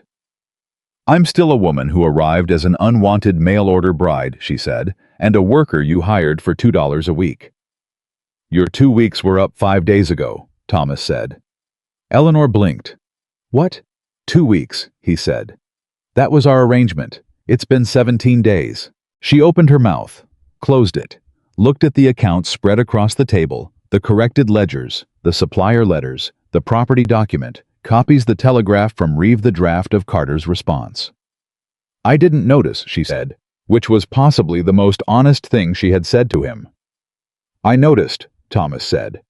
"I noticed on day 15, and I didn't say anything because I didn't want you to leave." The kitchen was very quiet. "Thomas, stay," he said. Not as a plea, not as a request dressed up as a statement. Just the word direct and unadorned from a man who had relearned very recently that the truth said plainly was the only version worth saying. Not for the account, not for the arrangement. Stay, because this ranch is better with you in it, and I am better, and I think you might be too. Eleanor looked at him. She thought about the tin box, the roses, the $42 that were no longer the perimeter of her world. She thought about Doris Carmichael's apology, and Gerald Carmichael's backpedaling, and a town that was slowly, grudgingly revising its initial verdict. She thought about a woman named Clara, who had shared her pie recipe with everyone she knew because she understood that good things were meant to be shared. She thought about what it meant to be in a place where someone had seen the first thing and kept looking. "Ask me again in the morning," she said. Thomas looked at her. "Why morning?" "Because I make better decisions in the morning," Eleanor said. "And this is a decision I want to make well." He looked at her for a moment. Then he nodded, stood, walked to the door, turned back once. "Eleanor," he said. "Yes. The tomatoes are coming in," he said. 3 of them are nearly ripe." A pause. "Clara would have been pleased about that." And he went out into the evening, and the door closed behind him, and Eleanor Whitfield sat alone at the kitchen table with the accounts and the apple pie and the particular quality of feeling that came from standing at the exact edge of a life you hadn't planned, but might, if you were very careful and very brave, choose anyway. She did not sleep well that night. But in the morning, when the light came through the barn window, and the Wyoming air smelled like summer grass and something baking, she got up. She dressed, she pinned her hair, and she went downstairs. And Thomas Hayes was standing at the bottom of the stairs with 2 cups of coffee, and the expression of a man who had been up before dawn, deciding how to be brave. And he held 1 cup out to her, and she took it, and neither of them said the word she had told him to ask in the morning. They didn't need to. Some answers didn't require words, but what came next would require everything both of them had left. Because William Carter had not taken the letter as his final answer, and the war for Hayes Ranch was not over. It was only beginning. Carter's reply arrived on a Monday. It was not the retreat they had expected.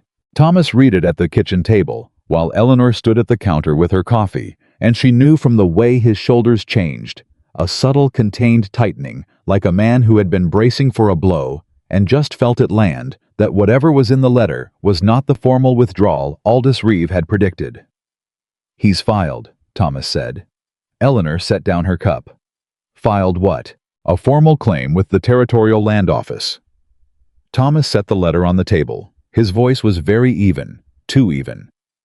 "Not based on the survey discrepancy. He's shifted his argument. His lawyer found a different angle." Eleanor crossed to the table and picked up the letter. She read it once quickly, then again slowly. Carter's attorney had filed a claim asserting that the water rights attached to the South Creek had never been formally registered under Eleanor's name in the territorial water records, that the original land grant had transferred land title, but that the water rights under an 1876 territorial ordinance required a separate registration that Thomas's father had apparently never completed. Eleanor read the relevant paragraph 3 times. "Thomas," she said carefully, "did your father ever file a separate water rights registration, not as part of the land grant separately with the Territorial Water Office?" "I don't know," Thomas said. "He handled all of that. When he died, the estate passed to me through Reeve's office. Reeve reviewed the land title. I don't know if he reviewed the water registration separately." "We need to know today," Eleanor said. "It's Monday," Thomas said. "Reeve's office is in Cheyenne, 2 days by telegraph." "Then we telegraph today, and we pay for the urgent rate," Eleanor said. She was already at the writing desk pulling out paper. "What's the name of the Territorial Water Office?" "I don't." "It would be the Territorial Office of Land and Water Resources," Eleanor said, writing as she spoke. "Established 1873 under the Wyoming Organic Act. If your father's registration is there, it has a filing date and a document number, and Carter's lawyer knows that we can find it if we look." She stopped writing and looked up. "Which means if he filed this claim, he either knows the registration doesn't exist, or he's gambling that we won't find it before the response deadline." "What's the deadline?" Eleanor checked the letter. 21 days from date of filing. The filing was dated 4 days ago. She looked at Thomas. "We have 17 days. Thomas was quiet for a moment. He was doing the thing he did when he was holding anger very tightly, pressing both hands flat on the table surface, breathing slowly, not speaking until he could trust the words to come out the way he wanted them. "He's not going to stop," Thomas said. "No." Eleanor agreed. "Even after Reeve's letter. Even after we proved the survey argument was false." He looked at the Carter letter. "He's going to keep coming until he finds something that sticks, or until I run out of money to fight him. Or until we find everything there is to find," Eleanor said, "before he does." Thomas looked at her. "And if the water registration doesn't exist?" Eleanor held his gaze. "Then we figure out what to do about that. But we don't assume the worst until we know the truth." She put her pen to the paper. "I'm writing to Reeve. You write to the Territorial Water Office directly. I'll give you the language. We send both today." Thomas pulled a chair out and sat down beside her, not across from her, beside her, which was different.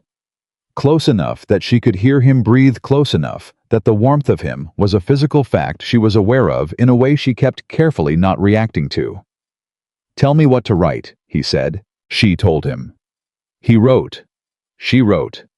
And in 40 minutes, 2 letters were sealed and ready, and the alderman boy, who had apparently made himself available as a general messenger for Hayes Ranch over the past week possibly, because Eleanor had started sending him home with apples from the kitchen garden, was dispatched to town to send them. The waiting was harder than the working. Eleanor had never been good at waiting. She filled it the way she always filled uncomfortable spaces with useful motion. She reorganized the tool shed, which had been bothering her since day 3. She patched 2 sections of fence along the north pasture that Thomas hadn't gotten to.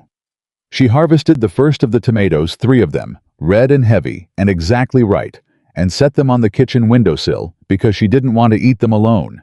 Thomas found her there on the afternoon of the second day. Both of them in the kitchen, the silence full of the unspoken weight of waiting for answers neither of them could control. "I want to tell you something," he said, sitting down without preamble. Eleanor turned from the window. "All right. When Clara died," he said, "the thing nobody tells you is that it's not the grief that gets you, not at first. It's the stillness. The house being still. The way you stop talking out loud because there's no one to talk to." He looked at the table. "I stopped talking to people. I stopped talking to myself. I just went quiet. And after a while, quiet becomes its own kind of living. You stop expecting noise. You stop leaving room for it." Eleanor sat down. She didn't say anything because he wasn't finished. "The night you sat at this table and started asking me questions about the hay supplier," he said. "It was the first time in 2 years that I had talked to another person past sundown about anything that mattered." He looked up. "I didn't realize how much I'd been missing it until it was happening." "Talking about hay suppliers," Eleanor said carefully. The corner of his mouth moved. "Talking about anything." He looked at her directly. The kitchen was very quiet. "Thomas, I'm not asking you for anything," he said quickly. "I know this situation is, I know what it started as. I know I'm the man who left you standing at a train station. I haven't forgotten that, and I don't expect you to forget it either." He paused. "I just want you to know that whatever happens with Carter, whatever you decide about staying or going, you changed something here, in this house." He looked at the wall briefly, and she understood he meant something larger than the physical wall. "You brought the noise back, and I'm grateful." Eleanor looked at him for a long moment. She thought about the $42. The empty boarding house room in Savannah receiving a telegram she never read. The platform at Coldwater station and the station clerk who wouldn't meet her eyes. She thought about the specific calculation she had made on that platform.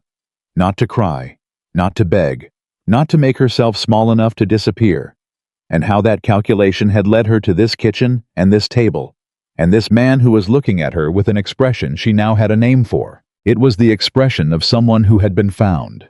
Not rescued, found.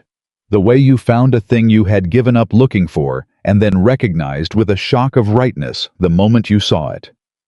"You know what I think," Eleanor said. "Tell me." "I think Clara was a remarkable woman," she said.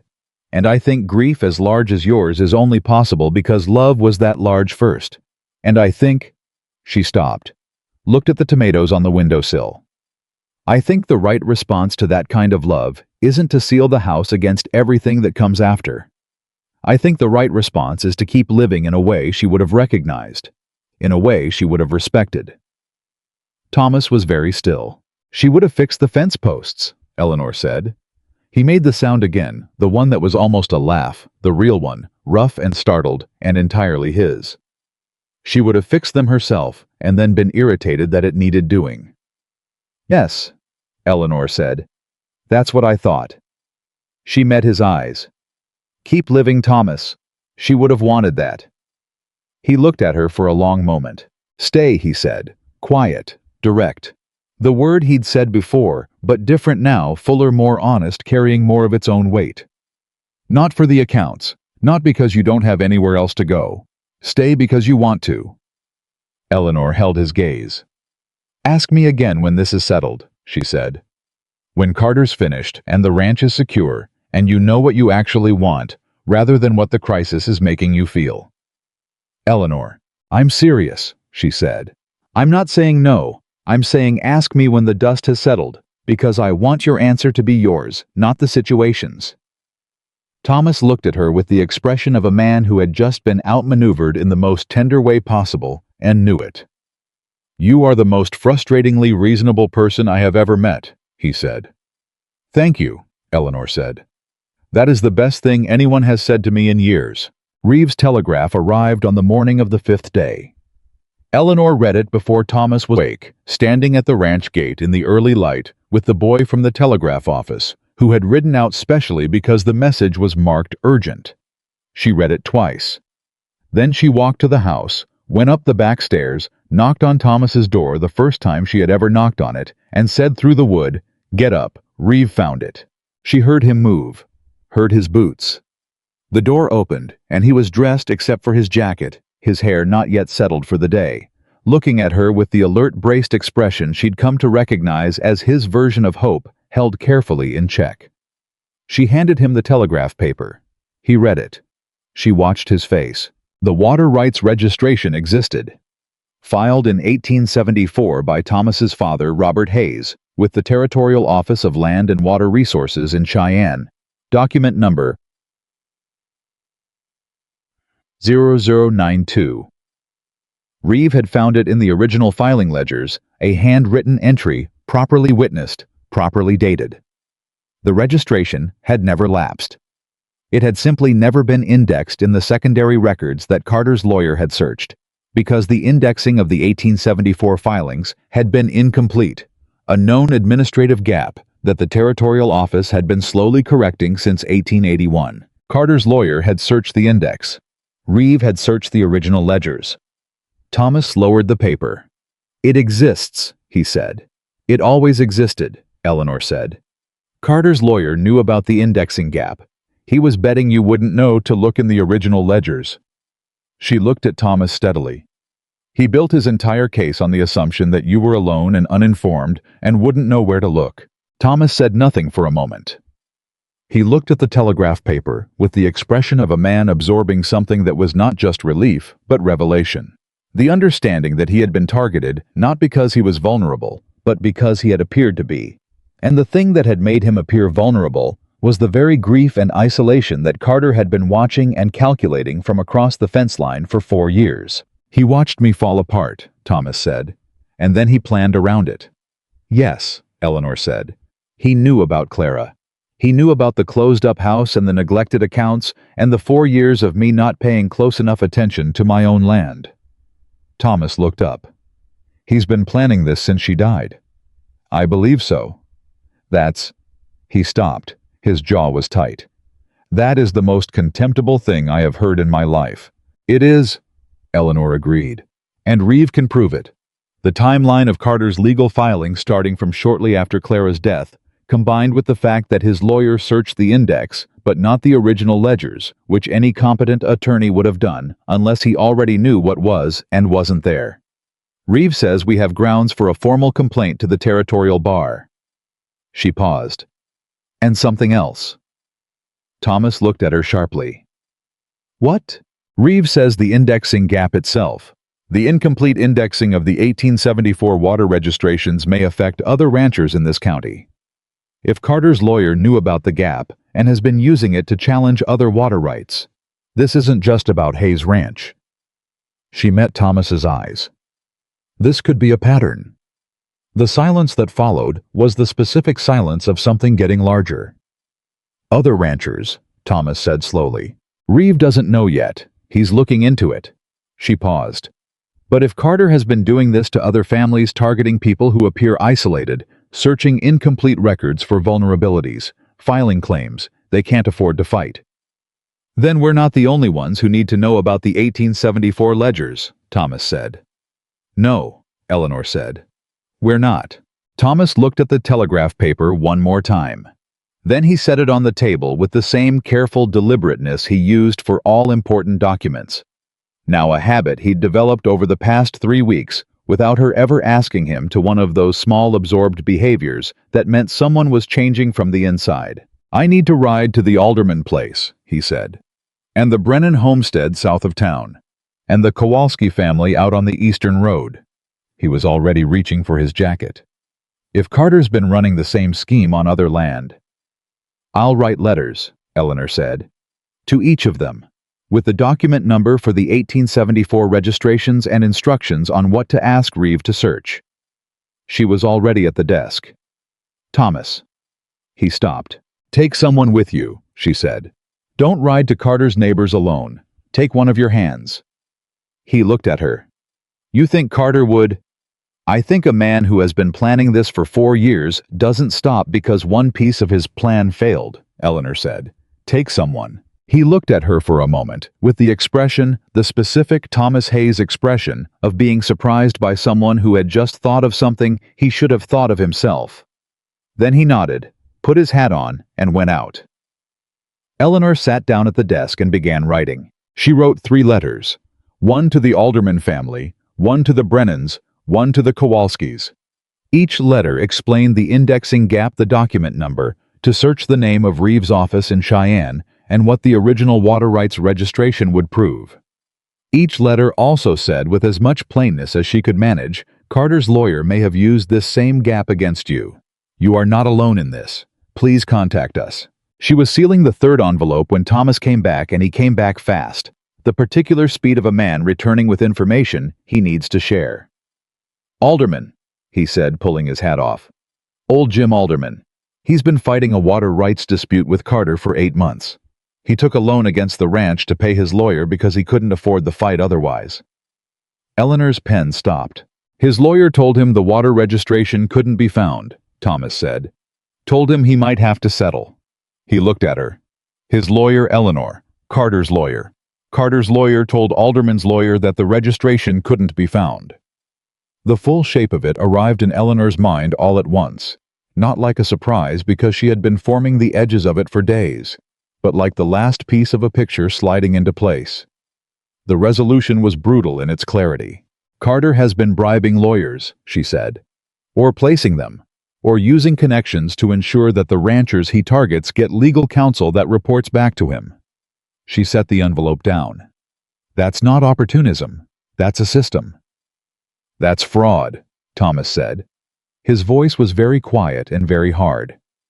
"That's criminal fraud. That's not a land dispute. That's theft." "Yes," Eleanor said.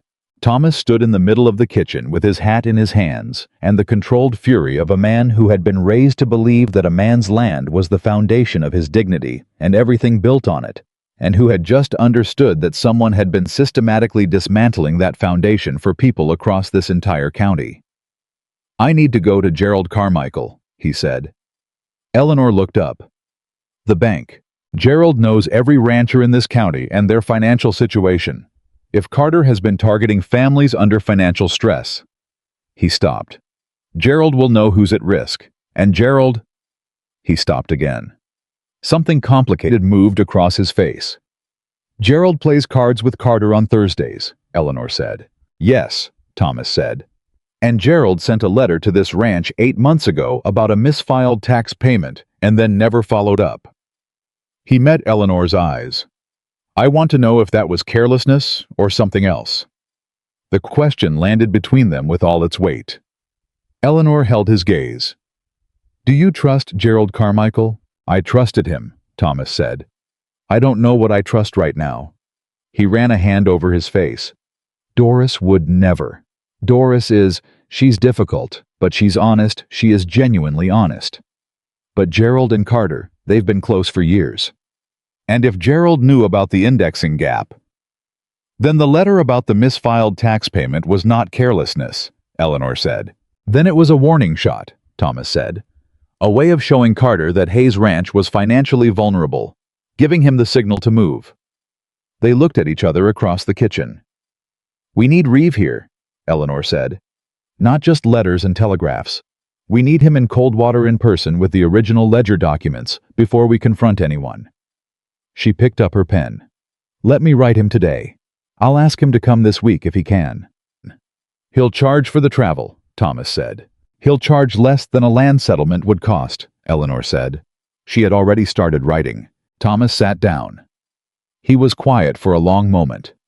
She could feel the weight of what he was carrying, not just the legal situation, which was bad enough, but the thing underneath it. The particular specific pain of discovering that the isolation he had retreated into after Clara's death had been noted and mapped and used against him by someone who had calculated exactly how long a grieving man's attention would remain elsewhere. "I let this happen." Thomas said quietly. Eleanor looked up. No, I stopped paying attention. I closed everything down, and while I was grieving, he was planning. He looked at the window. If I had been paying attention the way I should have been. Thomas. Her voice was firm. Not harsh firm, the way you were firm with someone who was about to say something deeply unfair about themselves. You lost your wife. You survived 4 years. You kept this ranch running, which is not a small thing. The fact that someone chose to exploit your grief does not make your grief the error. She held his gaze. Carter made a choice. A deliberate, predatory, sustained choice. That is his fault, not yours. Thomas looked at her. She had learned to hold his gaze now. In the beginning, it had been something she had to choose to not look away first, to not reduce herself to make the space more comfortable. Now it was simply where she looked when she talked to him. Directly. Straight on. The way she should have always been able to look at people, and had only recently begun to allow herself. You're doing it again, he said. Doing what?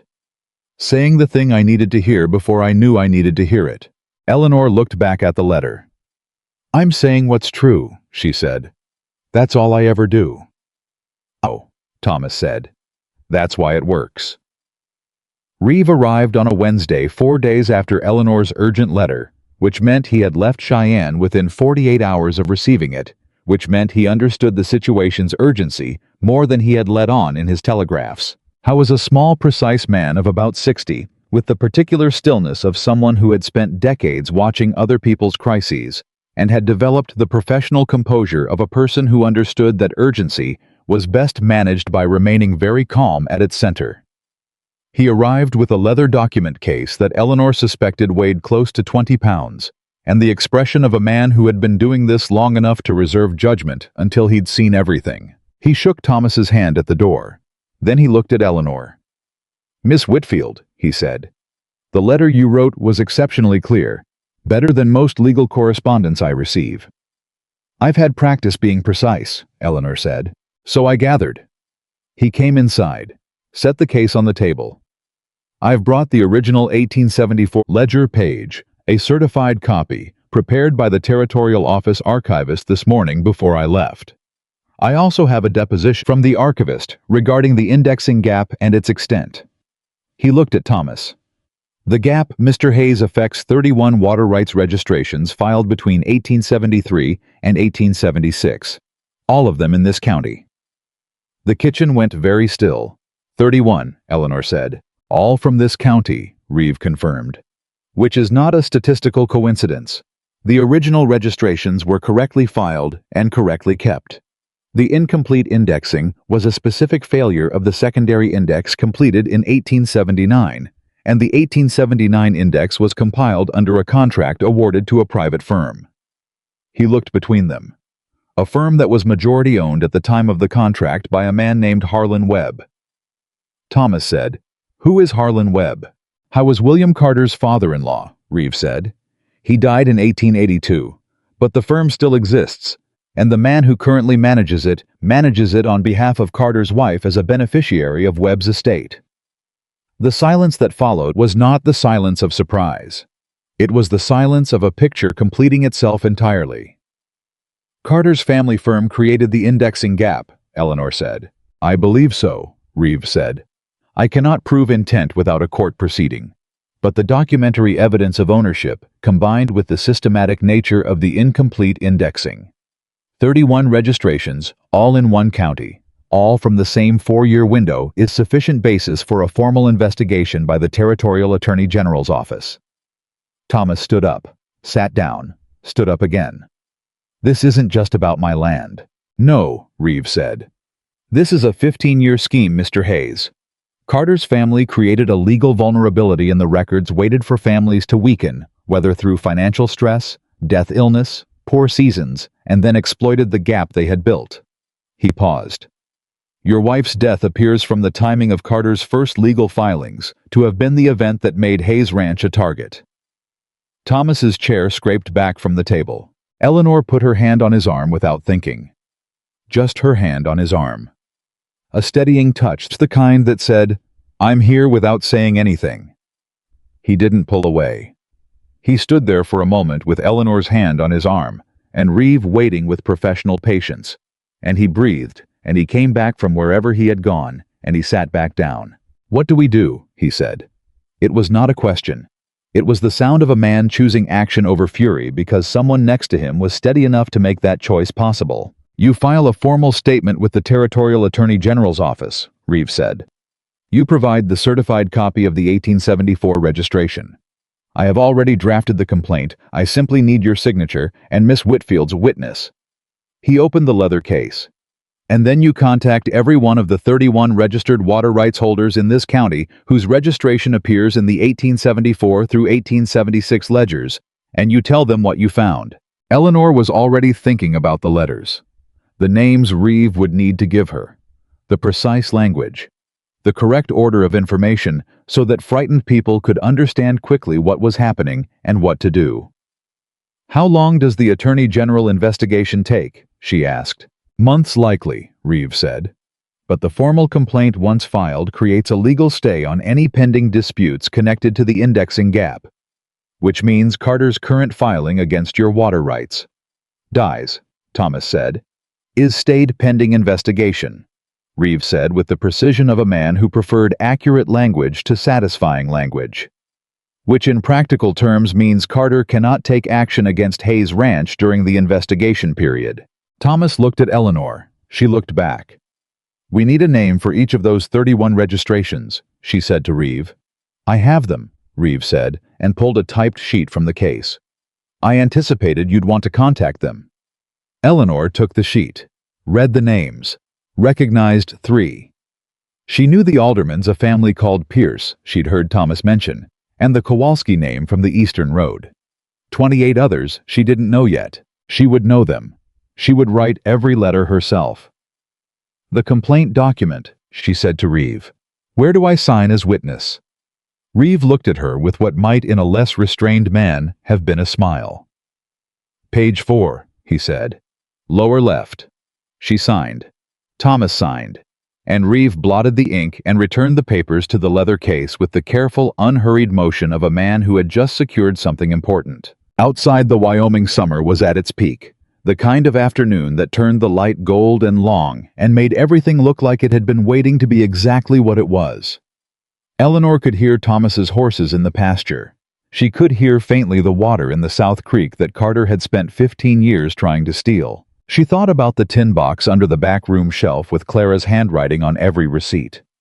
She thought about a woman who had planted roses from her mother's cuttings and shared her pie recipe and negotiated loan terms and kept every document in perfect order because she had understood the way Eleanor understood the way certain women always understood that the details were not small.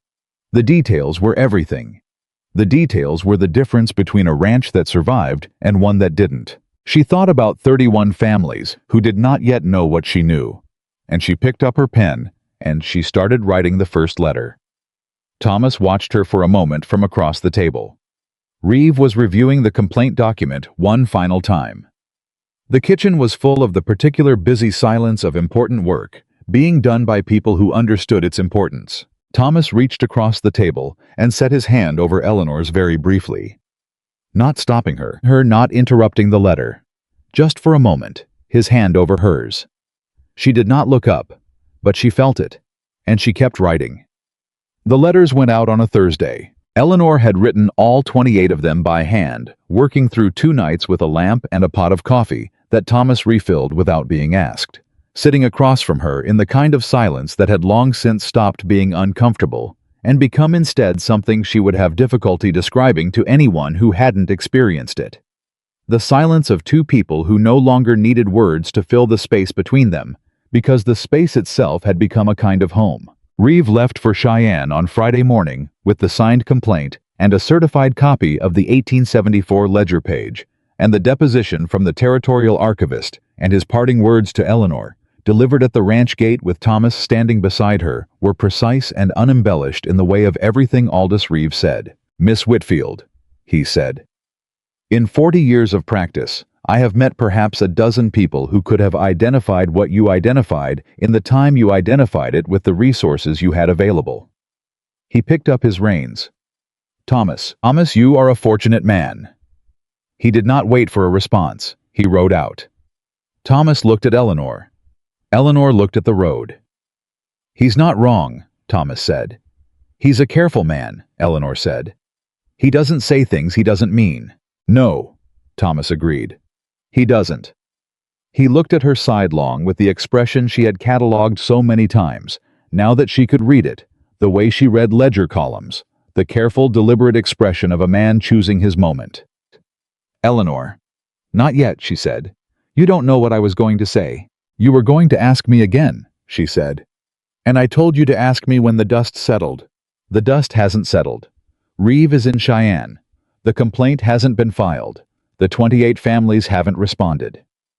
She looked at him, then directly, fully the way she always looked at him now. "Ask me when it's finished." Thomas looked at her for a long moment.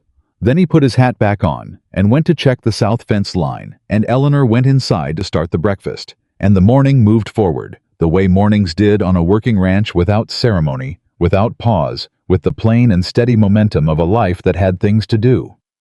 The first response to Eleanor's letters came 3 days later. It was from a woman named Ruth Pierce, whose husband had died the previous winter and who had been fighting a water rights dispute with Carter's lawyer entirely alone for 6 months, spending money she didn't have on legal counsel that had twice advised her to settle.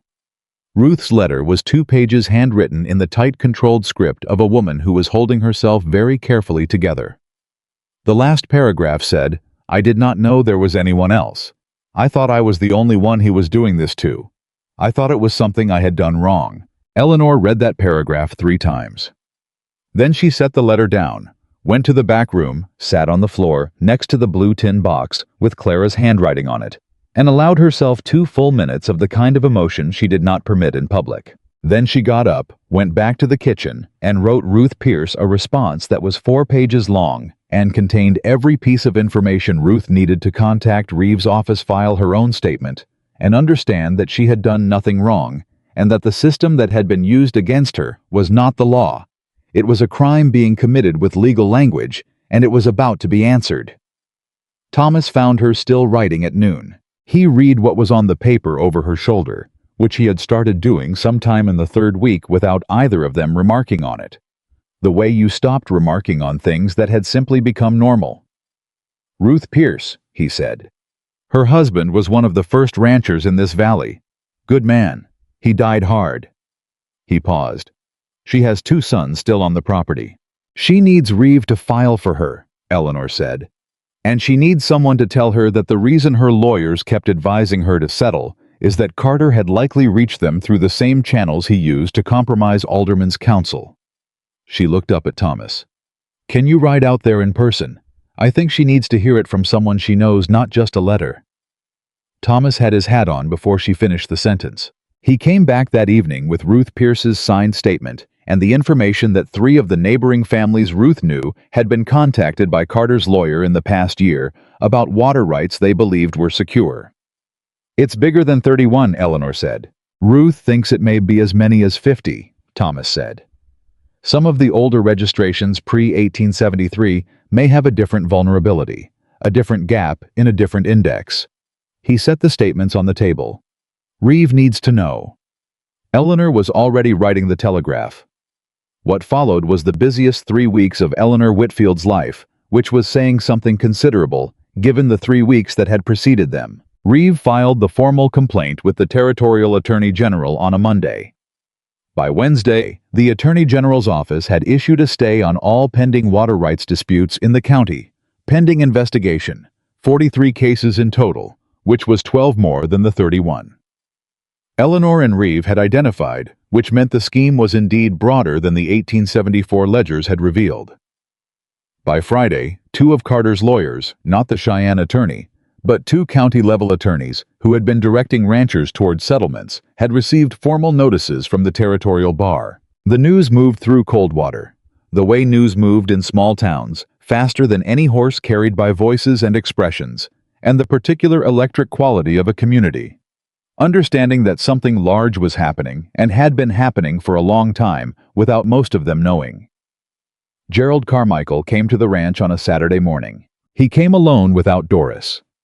He sat across from Thomas and Eleanor at the kitchen table, and he folded his hands on the surface, and he looked at the middle distance between them, and he said, "I need to tell you something." Eleanor said nothing. Thomas said nothing. They waited. "The tax payment error," Gerald said. "The letter I sent 8 months ago, the one I didn't follow up on." He unfolded his hands, folded them again. "Carter asked me to send it. He told me Hayes Ranch was a motivated seller, and that a notice of financial irregularity would make you more receptive to an offer." Gerald's voice was flat and carrying the weight of a man who has been living with a thing and is now putting it down. "He told me it was a business strategy, that it was just positioning."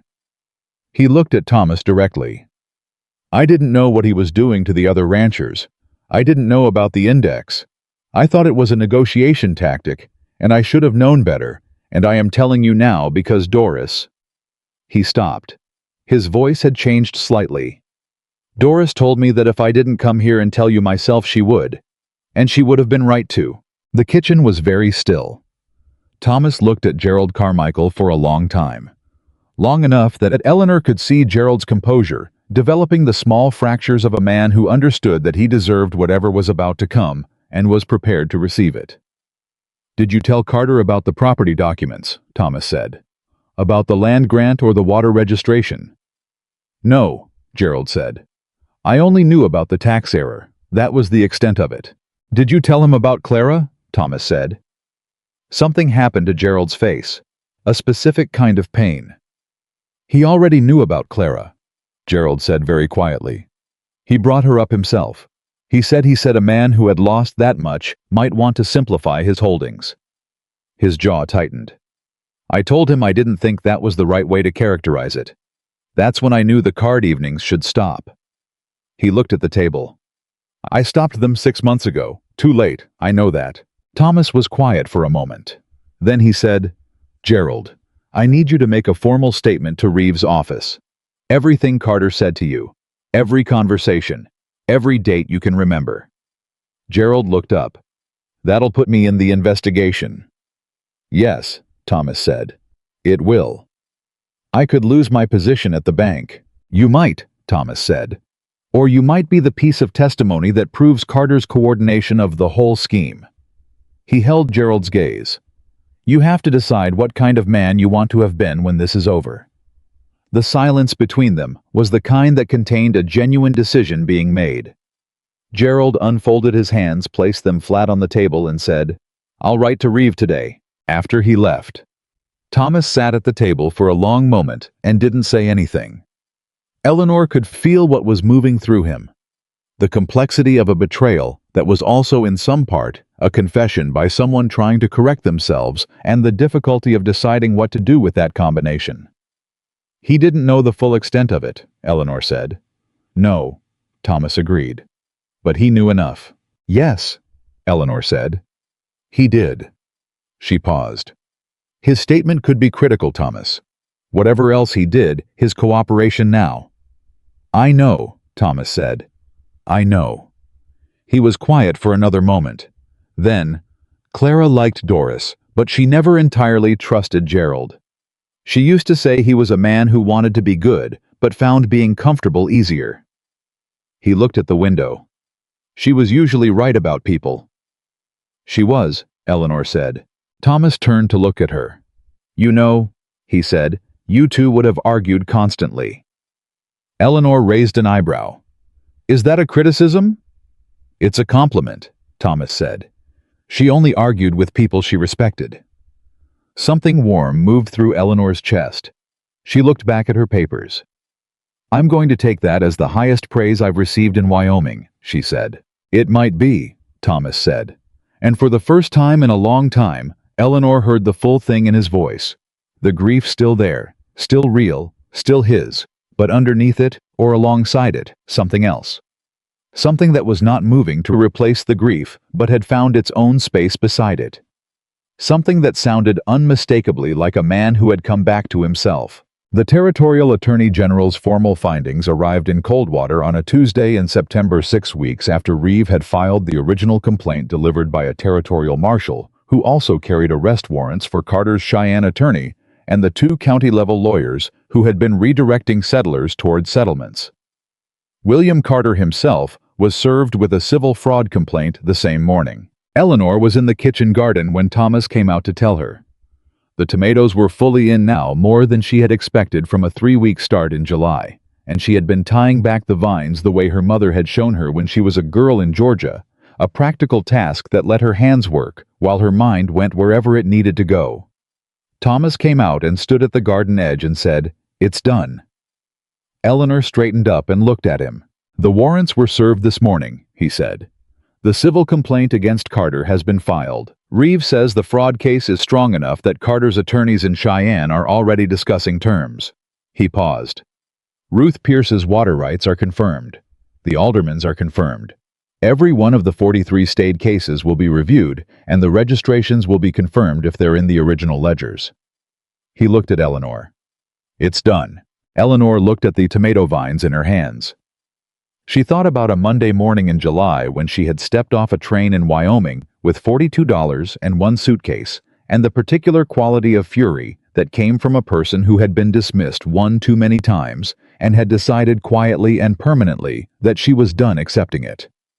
She thought about a kitchen table and a ledger and a lamp and a man who brought coffee without being asked. She thought about a blue tin box and rose cuttings from Missouri and a pie recipe shared across an entire county, and the way certain people built things that outlasted them, not in stone or wood, but in the small organized kindnesses that other people found and carried forward without knowing whose hands had made them. She set the vine ties down. "Eleanor," Thomas said. His voice was different now. The careful, braced quality was gone. What was underneath it was the real thing, no longer held in check by crisis or timing or her own sensible requests for him to wait. Just real. Just his. "The dust has settled." She looked at him. "Ask me," she said. He walked to the garden edge. He did not stay at the edge. He stepped over the low rail and came to where she was standing among the tomato vines and the green smell of growing things.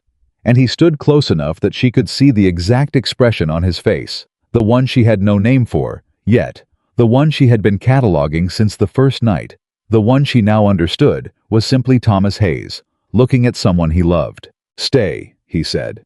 "Not as my bookkeeper, not as my account manager, not because you saved this ranch or found the documents or wrote the letters." He paused. "Stay because I love you, because this house is not the same house it was in July, and neither am I, and you are the reason for both of those things." He looked at her steadily. "Stay, because I want to spend the rest of my life making sure you never once feel the way you felt on that platform. Because you deserve someone who sees you, all of you, exactly as you are, and considers it the best fortune of his life." His voice was even, certain. Not the speech of a man who had rehearsed, but of a man who had lived with the truth of something long enough that it came out simply. "I see you, Eleanor. I have seen you since the night you sat down at my table and showed me what I'd been losing." He paused one more time. "Stay, please." Eleanor looked at him for a long moment. She thought about 26 years of being looked at and not seen.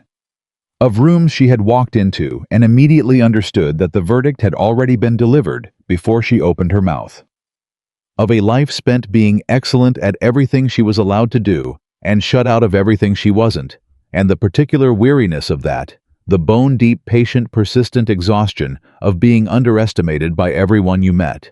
She thought about Thomas Hayes standing at the corner of his house with a hammer in his hand, looking at the woman he had rejected and having the grace to seem troubled by what his rejection had cost her. She thought about coffee brought without being asked, a hand over hers briefly while she wrote. She thought about the way he had said Clara would have liked you, immensely, and how those 4 words had undone something in her that she hadn't known was held. "Yes," Eleanor said, "just the word. Clean and complete and carrying everything." Thomas looked at her. She looked back, and then she laughed, a short, real laugh, the kind that came from somewhere genuine, because standing in a tomato garden in Wyoming in September, saying yes to a man who had once canceled her arrival by telegram, was possibly the most unexpected moment of her life, and the unexpectedness of it, The sheer implausible rightness of it was genuinely funny to her in a way that felt like breathing after a very long time of not quite getting enough air. Thomas laughed too. Also short. Also real. And it was a sound so different from the man who had stood at his kitchen door with a hammer and an expression like a sealed house that Eleanor felt the difference physically, the before and the after of it, the 4 years and the 6 weeks, and the specific courage it took to come back from somewhere that far down. He reached up and touched her face. One hand. His thumb at the line of her cheekbone, the gesture of a man making certain the real thing was real. She put her hand over his. They stood in the garden. Margaret Hayes arrived from Denver 3 weeks later, having received no fewer than 5 separate accounts of the events of the preceding months, from 5 different Coldwater residents who clearly could not help themselves. She arrived on a Thursday, which was the same day of the week that Eleanor had arrived in July, and she swept into the ranch house with the particular energy of a woman who had set something in motion 4 months ago and had opinions about how it had developed. She stopped in the kitchen doorway. Thomas was at the table reviewing the account books. Eleanor was beside him, not across beside him. Close enough that their shoulders nearly touched, talking him through a supplier renegotiation she had been drafting. Margaret looked at the two of them. She looked at the kitchen, the repaired garden visible through the window, the organized shelves, the lamp positioned for 2 people to work by the 2 cups on the table. She looked at Thomas's face, and Margaret Hayes, who had spent 4 years watching her son move through his own house like a man with no reason to be in it, pressed both hands over her mouth and stood in her own kitchen doorway and wept. Not sad tears. The other kind. The kind that came from watching something you had prayed for arrive in a form you hadn't anticipated but recognized immediately as the thing itself. Thomas was on his feet in a second. "Mama, I'm fine," Margaret said, waving him off, getting hold of herself with the speed of a woman who had been getting hold of herself for decades and was very good at it. "I'm perfectly fine. She looked at Eleanor. "You are exactly what I thought you were." Eleanor stood up. "Mrs. Hayes, I'm glad to finally meet you." "Margaret," the older woman said, crossing the kitchen. She took both of Eleanor's hands in hers. She was smaller than Eleanor had imagined, and fiercer, with bright eyes that missed nothing, and a grip that said she had been a working woman her whole life. "I owe you an apology." "You really don't. I arranged something without proper agreement, and it put you in a situation that could have been genuinely harmful," Margaret said firmly. "The intention was right. The method was wrong. I am sorry for the method." She looked at Eleanor directly. "And I am not sorry at all for the result." "Neither am I," Eleanor said. Margaret held her gaze for a moment.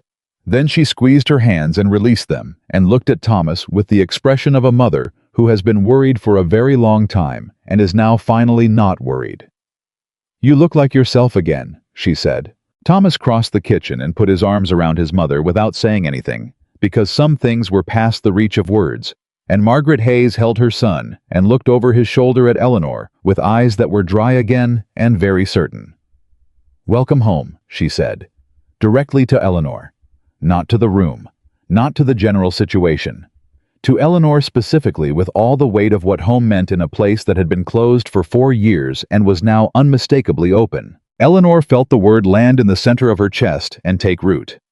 The wedding was in October. Not a large one. Thomas had not wanted large, and Eleanor had never needed it. Doris Carmichael organized everything with the particular efficiency of a woman who was making up for previous errors through excellent logistics. Ruth Pierce came with her 2 sons. The Alderman family came. Jim Alderman shook Eleanor's hand at the door of the church and held on for a moment too long with the grip of a man who understood what he was thanking her for.